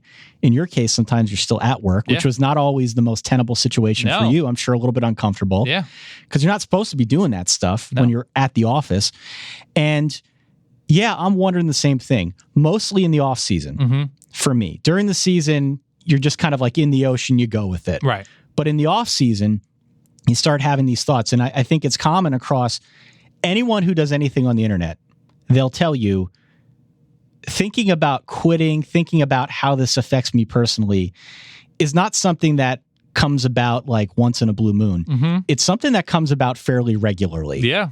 And it certainly happened to me back then. It happens to me now. Sure. All the time. Yeah. You start wondering, like, what kind of a personal toll is this taking on me? And we stuck with it. Yeah. The interesting thing is, at this point, the Solid Verbal is sort of grandfathered into our lives as the oldest relationship. It's like my actual negotiation with SB Nation included the fact that, like, I can do this podcast, this sports thing, even though it's not SB Nation. And they were cool with it. And, I was with somebody for 7 years in LA, 6 and change years, and broke up when I moved to New York. And, had just dealing with interpersonal things, dealing with this new job, and, not too much in the way of job security still at this time, even though I moved across the country. There was just a lot on our plate. There was a lot on our plate. So the calendar turns to 2012. Yeah. You move to New York City. You start working for SB Nation. You and I get an invite from our friend Andrew down at South by Southwest. They were starting SX Sports at the time. Yeah. To try and launch a sports track. He invites us to go and do a live podcast, which was cool. It wasn't like the best setting for a podcast. Yeah. Only open to South by people. Yeah. Only open to, a select gathering of people who could afford the ticket price. But it was a great experience. The only interesting anecdote from that is that there was a printing issue in the official program. Yeah. And so people showed up hoping to get a how-to podcast type of presentation from us. And we were under the impression that we're there to do a college football show. Yeah. Now, if you ever have the luxury of doing something... Or how to do a college football show. Right. If you ever have the luxury of doing a presentation at South by Southwest, it's not uncommon for people to, like, get up midway through and start walking out. Yeah. Well, we knew something was wrong when people were walking out like 2 minutes in. Yep. And I'm trying not to react to this because they say, everyone who goes there says, don't worry if people walk out. Well, people are looking disgruntled and they're walking out quickly. And eventually some British girl kind of raises her hand and heckles the shit out of us. Yeah. Like, I was under the impression this was going to be a how-to, and you guys, I don't know what college football is. Whoa. Yeah. Whoa. What are we talking about here? Yeah. It was fun. We had a good time. It rained like crazy, but it was one of those just cool experiences to put as a notch on our belt. But we met Kobayashi, or we didn't meet him, but he was at a honky tonk that we were at. Was there. Yeah. Spencer Hall was there. Yeah. The guys from the Starters were there. It's more networking. It was a good time. But again, another thing that we can use as a reference. Also in 2012, through your connections at SB Nation, we ended up doing a piloted video show. Yeah, we did some video stuff on the weekend. Sometime it was Saturday, and then Sunday we decided to do our live show. So there was more back and forth in person, more video availability, just to get some reps under our belt. So that was 2012, and it was successful. And we started getting ads. We started getting ads, a little bit of cash, which was promising and an indication that we were going in the right direction. And I think we went into 2013 in a good space. We end up in Miami for the national championship game, which was a great trip. That was Miami. That was Notre Dame, Alabama. I convinced you not to spend a crap ton of money. I fell asleep about 10 minutes into the game. You fall asleep a few minutes into the Notre Dame, Alabama national championship game. We're all over South Beach in a very nerdy way. We do a podcast from a rental car. But the idea is, in all of this, it's that we never said, you know what, why don't we not go to this national championship game? We never said, I just want to stay home. I just want to enjoy the holidays. It's that we just kept going. We kept hitting record. We kept uploading to the internet. We kept doing dumb stuff. The only thing, and we got a lot of questions, and I know we're going to go over the questions because there's not that much to add from this point on. We've just grown and grown and grown, and we're now SB Nation, whatever, and I'm not skipping over. But there's a lot of questions about quitting the show. Was there ever a point? And I think that was probably 2012. Not that we actively talked about stopping the show, but it was like, a lot of people asking for advice, a lot of people saying, I'm interested in podcasts and how you guys grew. A lot of people saying, like, I have so many listeners, but how do I, I have 100 listeners. How do I make it 1,000? Whatever. The only thing we can tell you is you got to keep hitting record. Don't stop. You got to keep hitting record. And if there's anything disagreement wise that Ty and I have had, is I'm I am more unrealistic about how much I want to record. Through the years, I've always said, like, let's record a third show during the week. Let's do a Q&A show. Let's do a video show during the week and I don't even think about if I have the time. I just want to overwhelm the market with Ty Hildenbrandt and Dan Rubenstein. And it hasn't even really been disagreements. It's been just, you are more realistic about twice a week is good. And let's do it 5 days a week. Let's do it every day. I've never been a fan of the daily podcast format. And I've always been really skittish on that. Right. Some people abide by it. I hate it. I like it. I hate it. I've never liked it, especially for what we do. Right. But there's definitely something to establishing your own rhythm. Mm-hmm. And I don't care what it is. If it's 5 days a week, if it's 2 days a week, 1 day a week, 1 day a month, 1 day a year, whatever it is, be consistent with it. Right. And it was around this 2012, 2013 time frame. So we go to Miami for the championship game. We had a weird interview with Lex Steele. Sure. Which, people have asked, how did that come about? A friend got his contact information. Yeah, this is like LinkedIn sleuthing. Very bizarre. Great. I had a friend who found our little confusion between Phil and Lex to be funnier than anyone else. He got his contact info to me. We brought him on. He talked about, I have this sound clip. I won't play the sound clip now because we're, going to try and get to some of these questions here. But 2013, again, all the while we're still growing. We're not on Grantland though. No. We're not on Grantland, though, because Grantland made an editorial decision. Yeah. It wasn't that they didn't like what we were doing, but they made an editorial decision to try and build from within. Mm-hmm. You also had this concurrent career with SB Nation. And it was awkward. Yeah. It was for you to try and cross the streams, right? It's true. I was full-time at SB Nation, and I would hear from Jacobi every once in a while, but it was just, and when I asked him, he was like, yeah, you're at SB Nation. We can't really move forward. It has been a tightrope to walk. Yeah. With you working for another sports media entity. Mm-hmm. Not so much for me working in corporate America because there's not much overlap there. Right. But for a long time, we've had to try and find that balance. Right. I have needed to be respectful of that. Mm-hmm. And admittedly, sometimes I've had a harder time than others. Yeah. As certain opportunities have presented themselves. But, ultimately, and I would say that's the other push-pull. That's the other push-pull. In terms of disagreements through the year, I was ambitious and still am ambitious about, I want to record every day. I want to do video every day. I want to do whatever. I want to be this inescapable entity in people's college football universes. But you have the responsibilities that you have, and I have the responsibilities that I have. But in opportunities of so we have spoken with Fox Sports. We have spoken with CBS Sports. We have had conversations with people at ESPN. We've had conversations with an agent, and we've had conversations with people at streaming services and social media networks that are doing live and high-quality streaming videos. And issues range from, well, that's sort of unrealistic, to they want us to pay them for airtime, or hearing back once every 3 or 4 weeks. And it's one of those things where we need to find the right fit. We need to find the right situation in which, if you were to leave your corporate job, that you would have full-time, you would have health insurance, that I would have health insurance. And college football is seasonal. It's not like we could do this all year. If somebody wants a college football show all year round, okay, we'll have a conversation. Sure. But, we have to find the right place, and we're still doing that. We've had a lot of strong interest from a couple places, but if the fit isn't right, if they want to pair us with other people and it would hurt the show, it's not. We're fortunate to be in a position where we don't have to accept offers that don't feel right to us. So a lot of people have asked that. We are always looking to bring the show into a place that we can grow it in an organic way. So I'm going to run through a couple of the major highlights here. Please, over the next couple of years. So that's kind of the origin story. But 2013 we brought on Taylor as our intern. Mm-hmm. He's been helping us for a long time. Reverbs. 2014 we went to the Rose Bowl, the national championship at Florida your State, house. Auburn. We did our hot tub show. Yes. Excuse me, the jacuzzi show with Spencer and Ryan. Ryan got chlorine poisoning because we were he got super dehydrated in the jacuzzi for like 3 hours. How long was that show? So we did a podcast from the jacuzzi with Spencer and Ryan. I had 4 microphones set up. Yeah, you mic'd up the jacuzzi. We'll put in some audio in post here, but mic'd it up. It was a 3-hour show. Yeah.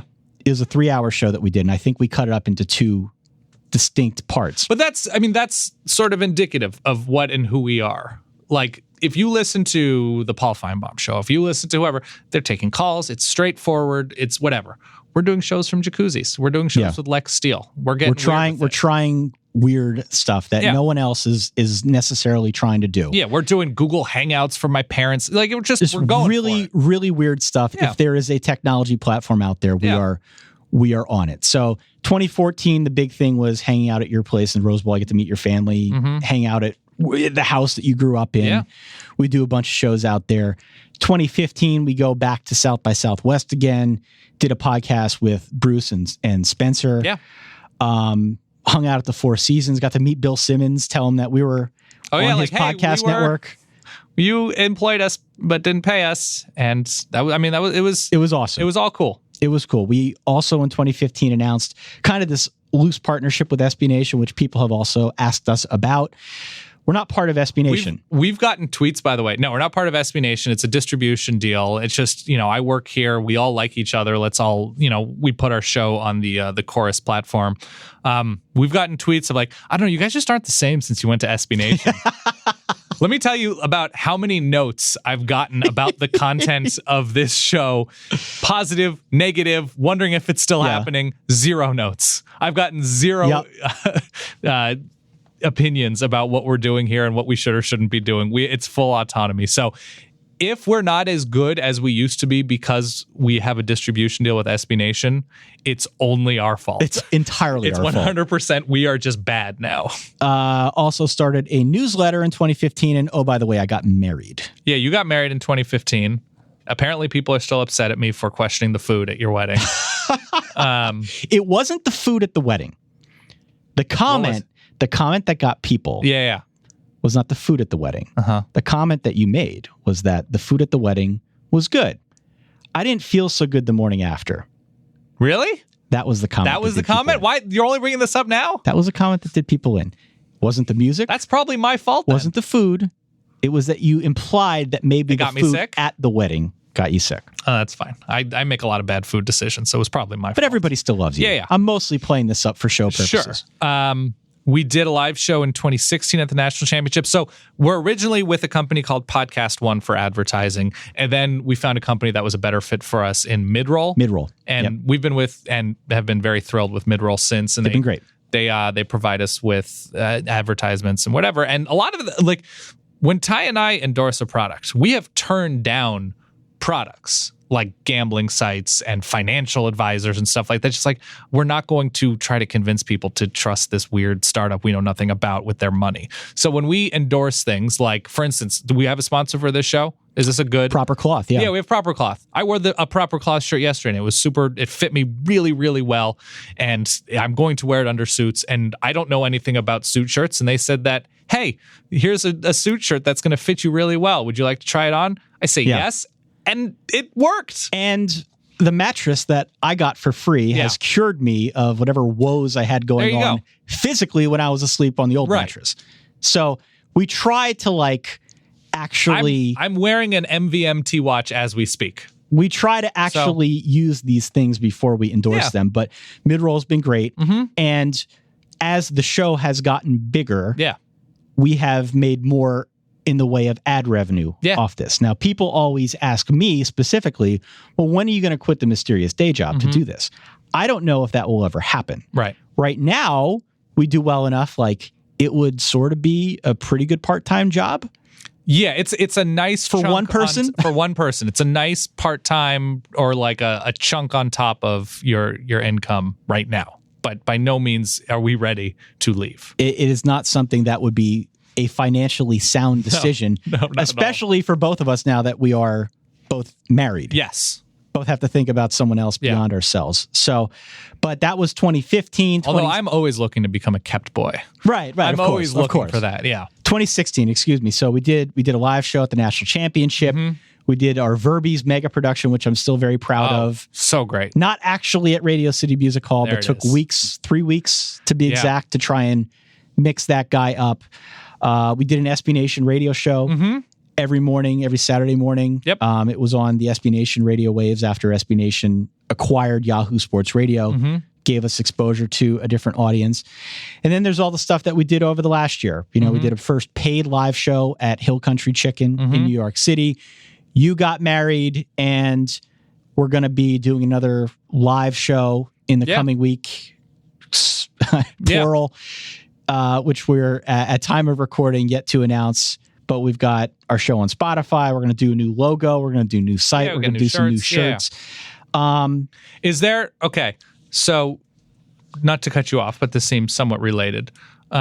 People want to know when you felt or when we felt that, you know, oh my God, this person is listening, or these people are listening, or wow, we've really sort of made it. Is there is it the Iowa on game day thing? Is it, you know, what is it? It's been a couple things. The video on ESPN News to me was confirmation that, like you said, we had our finger on the pulse of what was funny and what wasn't. Yeah. Getting our little meme on game day wasn't a feather in the cap. I mean, it wasn't any kind of great source of validation. Again, more just affirmation that, hey, a broader audience really does find what we're doing funny. Yeah. The big thing for me was having our show as an ad in the New York Times. Yeah, that was great. I have that ad cut out, and to this day, I'm still trying to frame it because it's kind of oddly shaped. But yeah, it's pinned to a bulletin board in my old bedroom. To me, that was like the ultimate source of validation. Yeah. And that was the moment when we started doing things with Grantland, when we started getting more a sense for who was out there.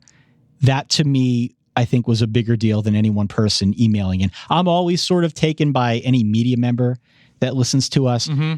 For me, I still feel like we're just two guys who like college football. I don't consider myself an expert. I know you don't either. I do. I definitely do consider myself an expert. How dare you? But I mean, you know what I mean? Like I take way more from the guy in Afghanistan who's like on the front lines. It's so cool. And emails us and says, hey man, I listen to you guys when I'm out on patrol. Yeah.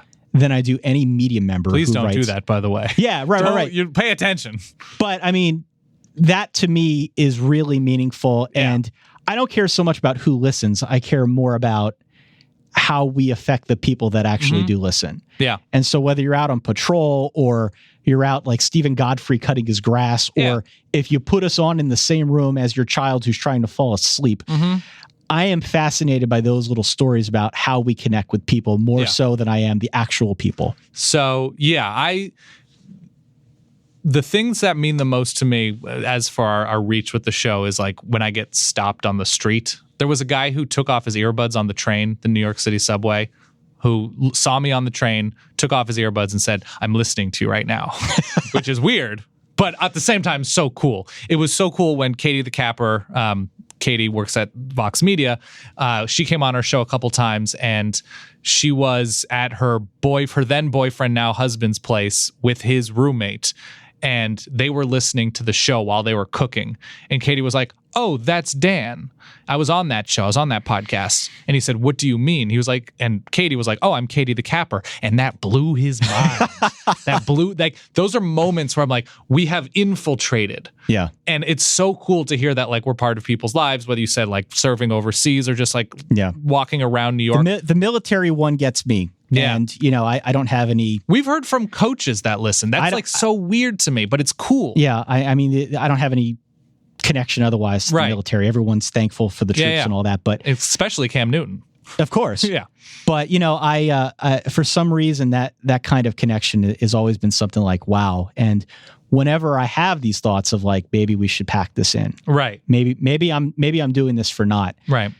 It's stuff like that I think of. When we did our live show, our first live show back in January, the connection that we apparently have to our audience is not something that I think we're really exposed to a whole lot when we're doing this from your dark corner at the office or my dark corner, my makeshift studio in my townhouse back in Allentown. That kind of thing to me is really redeeming. Yeah. And it's really validation that we're on to something. But it is a question that I think keeps recurring. Mm-hmm. Where does the show go? Yeah.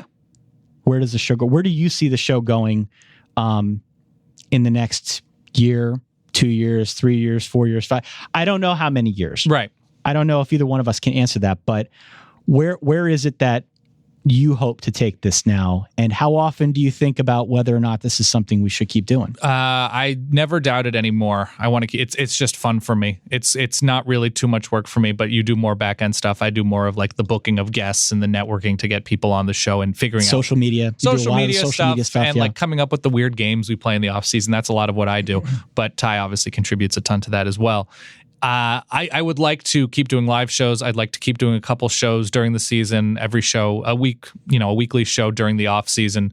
I'd like to figure out ways in which we can extend the brand, whether it's, merchandising, whatever, the shirts that we create. I design all of those. If you don't like it, I apologize. But, and then, figuring out, we've spoken to a number of production companies, not just networks, but production companies that come up with shows that we really like in sports and outside of sports, and they're enthusiastic about the show. So figuring out some sort of video or TV platform, we've had these opportunities to figure out the right fit and to go from there and grow the footprint of the show that way. Yeah. What about you, Ty? The question that I have gotten more than any other has been, how do you get the audio quality? Which we could talk about. We could talk about that. We'll go that with the questions, yeah. But when are you quitting the day job? Why do you still work the mysterious day job? The short answer is you need the money. The longer answer is that I actually like the day job. Yeah. I like the people I work with. If the opportunity ever presented itself that I could focus entirely on this, I'd love to do that. Yeah, when Ty was a little kid, he went to IT camp. That's right. I'd be crazy. We'd be crazy not to try and pursue it. You're right. It's been such a huge chunk of our lives at this point. I think we're very much on the same page about where we'd like to take it. Yeah. There are definitely times when I lose patience in that process because it's a lot of hurry up and wait. I think we can do it. I know we can do it. And I think personally, I've learned a lot from this journey. When we had the opportunity to be part of Grantland, if I go back and listen, I paid way closer attention to things like hardcore stats than I do now. Right. I kind of tightened up knowing that there was a bigger audience that was paying attention to what we were doing. Now, in retrospect, I think I could have done a much better job, and I think I'm better at doing this because of that, knowing what that experience was like. And I think if an opportunity ever comes along to present itself where we can turn this into a video thing or a bigger audio thing, I don't know, I think I'll have a better sense for what will work and what won't work. Yeah. So I think I am probably less apt to say, let's pack it in now than I would have been then. Right. Just because I feel better about where we're at as a show, given past experience. But it is hard sometimes. It is. It's still hard. It's still a grind. I think now it's flipped a little bit, and it's harder during the season for me personally than it is in the off season. Because the off season, we've developed a rhythm. We know what works. We know the kinds of thematic shows that people like to listen to. Mm-hmm. And it's more muscle memory for us. Not that we're mailing it in any of those off season shows. Right. We're absolutely not. Speak for yourself. I am. Right. But during the season, it's a grind. You miss parties. You miss if you don't doing things during the week. And if you don't miss parties during the season, you miss games. You miss games. Which hurts the show, yeah. So and that's both of us, yeah. It's a constant balancing act for us during the season. And there's definitely a point every year around week 7 where I'm like, shit. There's another 9 weeks left. How am I going to do this? How am I going to sell this to my wife? Yeah. Who's the ultimate good She's soldier, super understanding, yeah, about this, and has always been incredibly supportive. Mama H always asks the question, like, if you have kids someday, how's that going to factor in? I don't have answers to any of those questions. You would be the first podcaster to have children. The very first. Yeah. To even find a spouse. That's the sequel to Children of Men, Children of Podcaster. Yeah. So it's a balancing act, and it's something that each and every year is a kind of uncharted frontier. In that you have to reinvent ways to like make it all come together. But I'm confident in what we have. I like what we have. But that's the difference. That is the difference that we've established with our show and other shows. Not that we are better broadcasters, not that we're funnier, not that we know more stats. We hit record more often. Yeah. That is the thing. Like we feel, and like there have been times where we get feedback that people are so happy that when they go to work on Monday that our show's already there. And we used to do recap shows on Monday. Now we get up early on Sundays. And so, yes, we make money doing it. But we did this before we made money. And we're not doing it solely to make the money. No, we're not. But I'm just saying, it doesn't, I wake up at 6 a.m. on Sundays, both for the day job and for the Solid Verbal, to do 3 or 4 hours of research. And it's both because I feel when I'm doing a show and I'm not prepared, it feels terrible. And I know I'm putting out a bad product, and it's happened. So it feels really good that our show is out 28 hours before. And it's not really competitors because we're friends with all of these people. This is the thing that I think gets lost in translation. Maybe because you and I play off each other as well as we do, and we try to put together a friendly show. Yeah. We don't. You're right. I don't look at any other college football show, and I don't care if it's a big show. Yeah. Like any of the ones here at SB Nation. Yeah. I like all those guys. Yeah. Full cast, the Shutdown Full Cast, they're funnier than we are. All of those guys. Yeah. We've had on our show, and we are more than happy to promote their show. Yeah. Our philosophy has always been the rising tide lifts all boats. Yeah. We've been fighting this battle for so long just to get recognition for the word podcast. Yeah. To have more of them, have more good ones of them is a good thing for us ultimately. So I've never had this like this jealousy towards any other shows. Yeah. It's not like, oh, well, Full Cast got that Ford sponsorship. We don't care. We want to be ranked higher. Yeah. But ultimately, it's not because we want to try and beat out Bruce and Stu or anybody else. I want to point out we've outlasted. We have outlasted Bruce and Stu. That's another story altogether. We love Bruce. What does not come through though is how competitive you and I are. Yeah, that's true. And how obsessive compulsive you and I are when it comes to trying to put content out there that we think people are really going to care about. Yeah. And I think people, most people who listen to the show know that I'm doing a lot of the back end stuff, and they have an appreciation for the kind of audio quality that we're putting out there. What doesn't come through is how nutso you are. Yeah.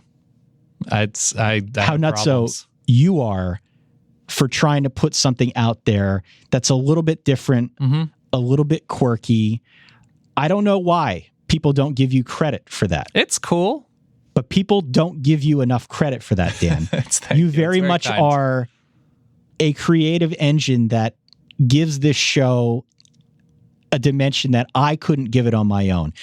We have always been this thing where I am trying always to pull it back onto college football or back into some kind of serious and paced and structured format. And you are always ever so desperately trying to pull it as hard as you can away from that. Yeah. And that push-pull makes us what we are. What people don't see is what goes in behind the scenes. Yeah. A lot of Google Docs. A lot of Google Docs, a lot of weird ideas, and I think a lot of just obsessive compulsiveness on your end to try and come up with something that's a little different. It actually is. It physically pains me if we go a week without recording. It's like on my honeymoon when Bob Stoops retired. I was like, God, should I call Ty? It's 4 a.m. there.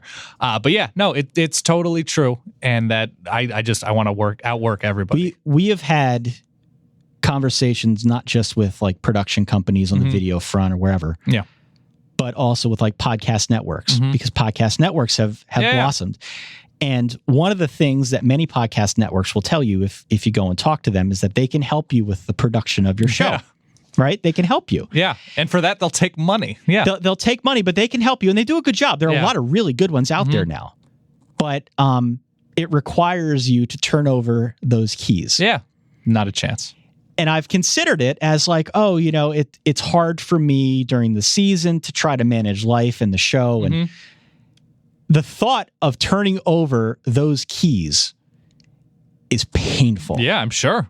Is painful. I see the goosebumps on you. I cannot do it. This is very much our baby. For me to turn over those keys, those production keys to anyone else, not to say that someone else couldn't do it better. I'm always trying to find a way to make this sound a little better. But I know the beats. I know the rhythms. We know each other so well. To turn that over to someone else is like, I would incur a physical ailment at this point. I believe that. You want to do some questions real quick? Let's do it. Then we'll go out because we're at about 2 hours. We're about a couple hours. Okay. Negative feedback.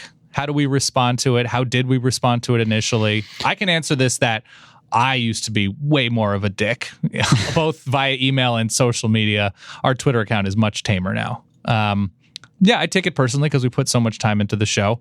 Even if it's just like me saying North Carolina was good and a North Carolina State fan saying you're an idiot. I took it personally. I'm an idiot. I used to be, when we started doing this show, the kind of person on Twitter who would, for kicks, cut other people down. Yeah. And there are a lot of people out there who still do that. We've grown up, Ty. Maybe it's because you grow up and get a little wiser.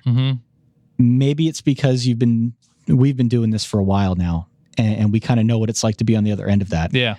I don't do that anymore. Yeah. I don't do that anymore because no matter what people say, they read it. And unless you're like a megastar and someone else handles your Twitter, it always has a little bit of an effect on you. It's not the kind of thing that causes me to lose any sleep. And certainly if it's a content thing, an opinion-driven thing, reasonable minds can disagree. Yeah. But if you're coming at me because you don't like the way that something sounded, or, you know, you should put more production muscle behind this. Yeah. But you don't have any real feedback as to how. Right. It's just a throwaway comment because you feel the need to make that comment. Right.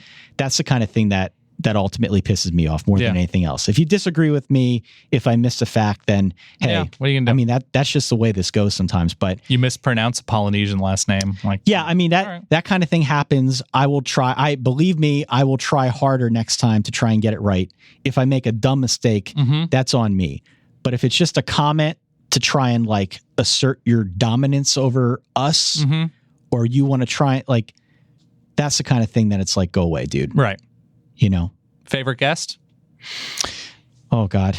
I can tell you who our early favorite guest was. Early favorite? Early favorite was Jed Williams. Oh, wow. Who worked for an ACC affiliated outlet, did radio stuff in North Carolina. He was a friend of camera guy Dave Strumpf, who works now for the Dodgers network.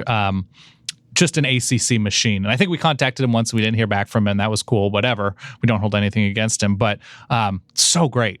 Just a wealth of information when we would do ACC shows. It's tough for me to say that anyone's a favorite. We've invited all of these people on because they were a favorite of ours in some respect before we even invited them on. Right. I may have told our friend Chip Patterson that if you ever got hit by a bread truck, I would inquire if he would like to fill your That's fine. Your seat. No, I really like Chip. He's far more charming than I. So, and I. yeah. He's a good dude. Yeah, I'd still probably say Bruce, just because he, even early on, didn't have to give us as much time as he did and always has been super He never kind. had any reservations about coming on this show. Yeah, Bruce Feldman. Never had any reservations about coming on this show. But still, like Andy Staples, Spencer Hall, Stu Mandel, all these people, Nicole Auerbach, all these people have been super generous with their time, and it's been great. And we wouldn't be where we are without them. Because part of what goes into inviting a guest on is knowing that they've got a social media following that they can blast this out to. Yeah. Excuse me. Yeah. So if they don't have the following, if they're not willing to come on the show, we're not where we are. The most frustrating aspect of producing a show from a technical standpoint: microphones not working, finding time when you're both free, audio not recording. Time has been, generally we're on a pretty regular schedule, so that hasn't been too much of an issue in the most recent years. Yeah, it's way easier now to do a show than it used to be. Yeah. It's way easier now. The technology is there. And by the way, people have asked, we record separate tracks. We record locally, and I send my half of the show to Ty, and he has a method to sync it up. Yeah, it's not as frustrating now as it used to be. Mm-hmm. Usually the most frustrating part now is if we're pulling in audio from a guest, someone who's on Skype or on the phone. You can't always get a pretty good fix on how that's going to sound. Yeah. But beyond that, I think we've gotten it down to a point where we're pretty formulaic with how we do the show. In the early days, though, it's tough. If Skype's going to cut out, you're in California, I'm in Eastern Pennsylvania. There's no telling what Skype is going to do. Those shows, trying to cut them together was always a bit of a challenge. How seriously did coaches take you since you weren't really backed by ESPN or some other big media company? We went through go-betweens like SIDs, but when we'd be at national championship games, we would have coaches, we would have SIDs, we'd have staffers, because we'd have our like little solid verbal sign as we record, come by and say, "Oh, love you guys, just wanted to real quick say hi." And that's always super cool. So through the years, we've gotten that sort of feedback. So our names have been raised. It's very much on the backs of Bruce Feldman, and Stuart Mandel and Andy Staples and all these guys that have been on the show as guests in some capacity over the years. Yes. How did Ty's very down-to-earth, humble, and straight-laced personality blend so well with Dan's uber-flashy, outgoing, and cosmopolitan self, also embodied by the team he roots for and where he's lived? I would expect Dan to be a New York Cali guy for life, maybe DC or Chicago if he really wants to slum it, but that's definitely it for him. I'd just say we got fortunate. You can never really figure out chemistry stuff. Do you think that's an accurate depiction of both of us? No, I'm not flashy at all. You're not flashy. No, I'm so boring. But I say weird things, and you are, more down to earth in what you say on the show. I think by and large, the personalities that we have on our show is pretty close to what we are in real life. Yeah. Maybe I'm a little bit more outgoing because I have to be. Yeah. On the podcast, I think people get a bad read on you. It's possible. Quite honestly, I think there are a lot of people who they hook on to a controversial thing that you say, or I make fun of their team, an opinion that you have, and they think that you're a dick. Right. You're not. I hope not a dick. You're a good guy. Thank you. You're someone I genuinely enjoy spending time with. You're not that guy that some people think you are just through doing the show. You're just not. I think we've answered pretty much. I mean, there's a lot of like, when did you stop? Was there a question you wanted to address? Let me close out with this, because we've been doing this for 2 hours. Yes. And if people want to write in, solidverbal@gmail.com, find us on Facebook, on Twitter.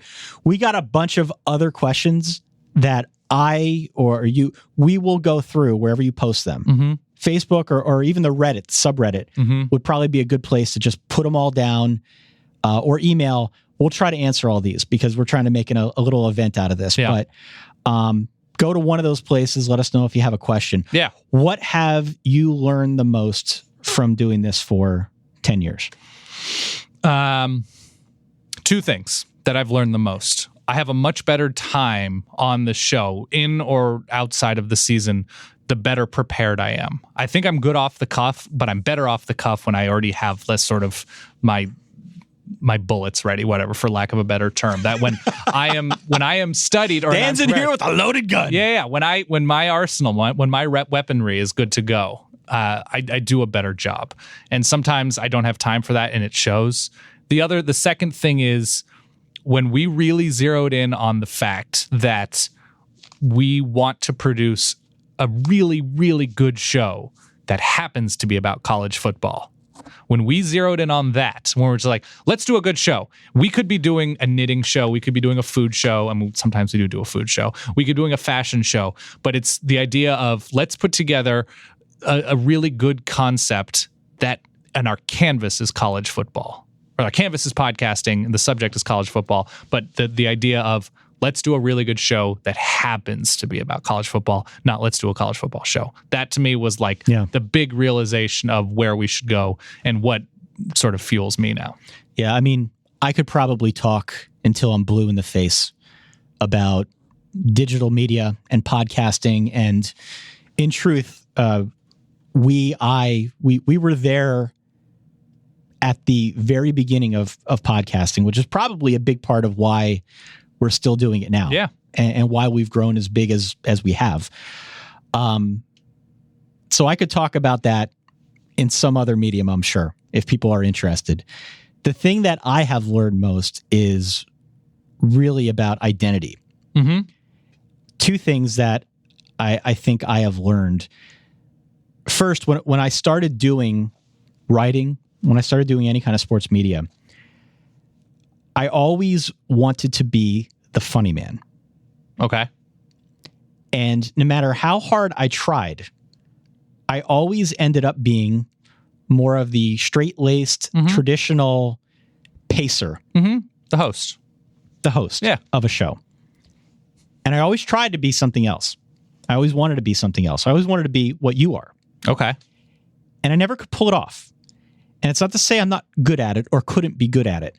But it took me a while to realize that naturally I was better at doing what I've done for us. And I don't know when it hit me, but at some point I got really confident in doing what I do on our show and stopped trying to be something else. Sure. And for me, that's when I think it clicked. Yeah. And we started putting something together that was reliable and funny in its own way on a consistent basis. And so the first thing that I learned was just be confident in what kind of show you think you can just do naturally and comfortably. The second thing that I learned, and I give you total credit for this, I am the kind of person that is always trying to drive forward with anything. Right. I'm not like an aggressive corporate executive type. I want to be in charge of the company. That's not really my speed. But if I feel like something goes stagnant, I get really upset. Yeah. And like, not like depressed, but I really I feel it deeply. And you said something to me, I want to say at the start of like 2013 or 2014, we were at that point in time talking to somebody about trying to turn this into like a digital show or a TV show or Lord knows what kind of show. And you made a point to me that there was nothing wrong with owning our own little corner of the internet. Yeah. And not trying to be a TV show, not trying to be Sports Center, I don't know. But just owning what we do and kind of owning our own little corner, our little niche in the digital space. And that really stuck with me. Nice. Really, truly. I'm glad. I'm speaking Right truth from to the heart, power here, man. That really stuck with me. Cool. And I have, to a large degree, stopped getting that kind of dark sense if things I feel go stagnant for a little bit in time. I'm very comfortable with where we're at. Yes. And I'm very happy with what we've done. You've now, everybody, officially listened to both the history of the Solid Verbal and the very last Solid Verbal episode ever to be recorded. You probably didn't know that when you started, but we're done. No, I'm just kidding. We're going to keep going. So cool, man. I don't know if we got 10 more good years in us. I don't know. We'll see. I don't know if this is Bartola Cologne or if this is like, I'll get fat with you. That's fine. But whatever this ends up being, it's been a fun 9 seasons. It's going to be an awesome 10th season. And we'll see where this takes us next, but it's been a hell of a journey. And thank you so much for putting up not only with this show, but for many of you out there who I'm sure are listening to the full verbal history of the Solid Verbal. Thank you for all your support for making us into what we are. If you're still listening, tweet at Ty Hildenbrandt. If you're still listening, TYHILDENBRANDT. Don't tell them where you came from, who sent you, and just tweet Ty. I love you. I love you, Ty. Just tweet him that. That'd make me feel good. To prove that you're still listening. So prove that you're listening. You want to sign off? You want to take it? For that guy over there, literally over there, seated to my left, looking very svelte. Thank you. His name is Dan Rubenstein. For myself, Ty Hildenbrandt. Thank you so much for listening. All these years. We will catch you all in a week. Stay solid. Peace. Don't forget to visit our friends over at Proper Cloth. Do it today. It's propercloth.com/solid. If you're interested in the deal, enter the gift code SOLID, SOLID, and save $20 off your first custom fitted, perfectly fitting dress shirt.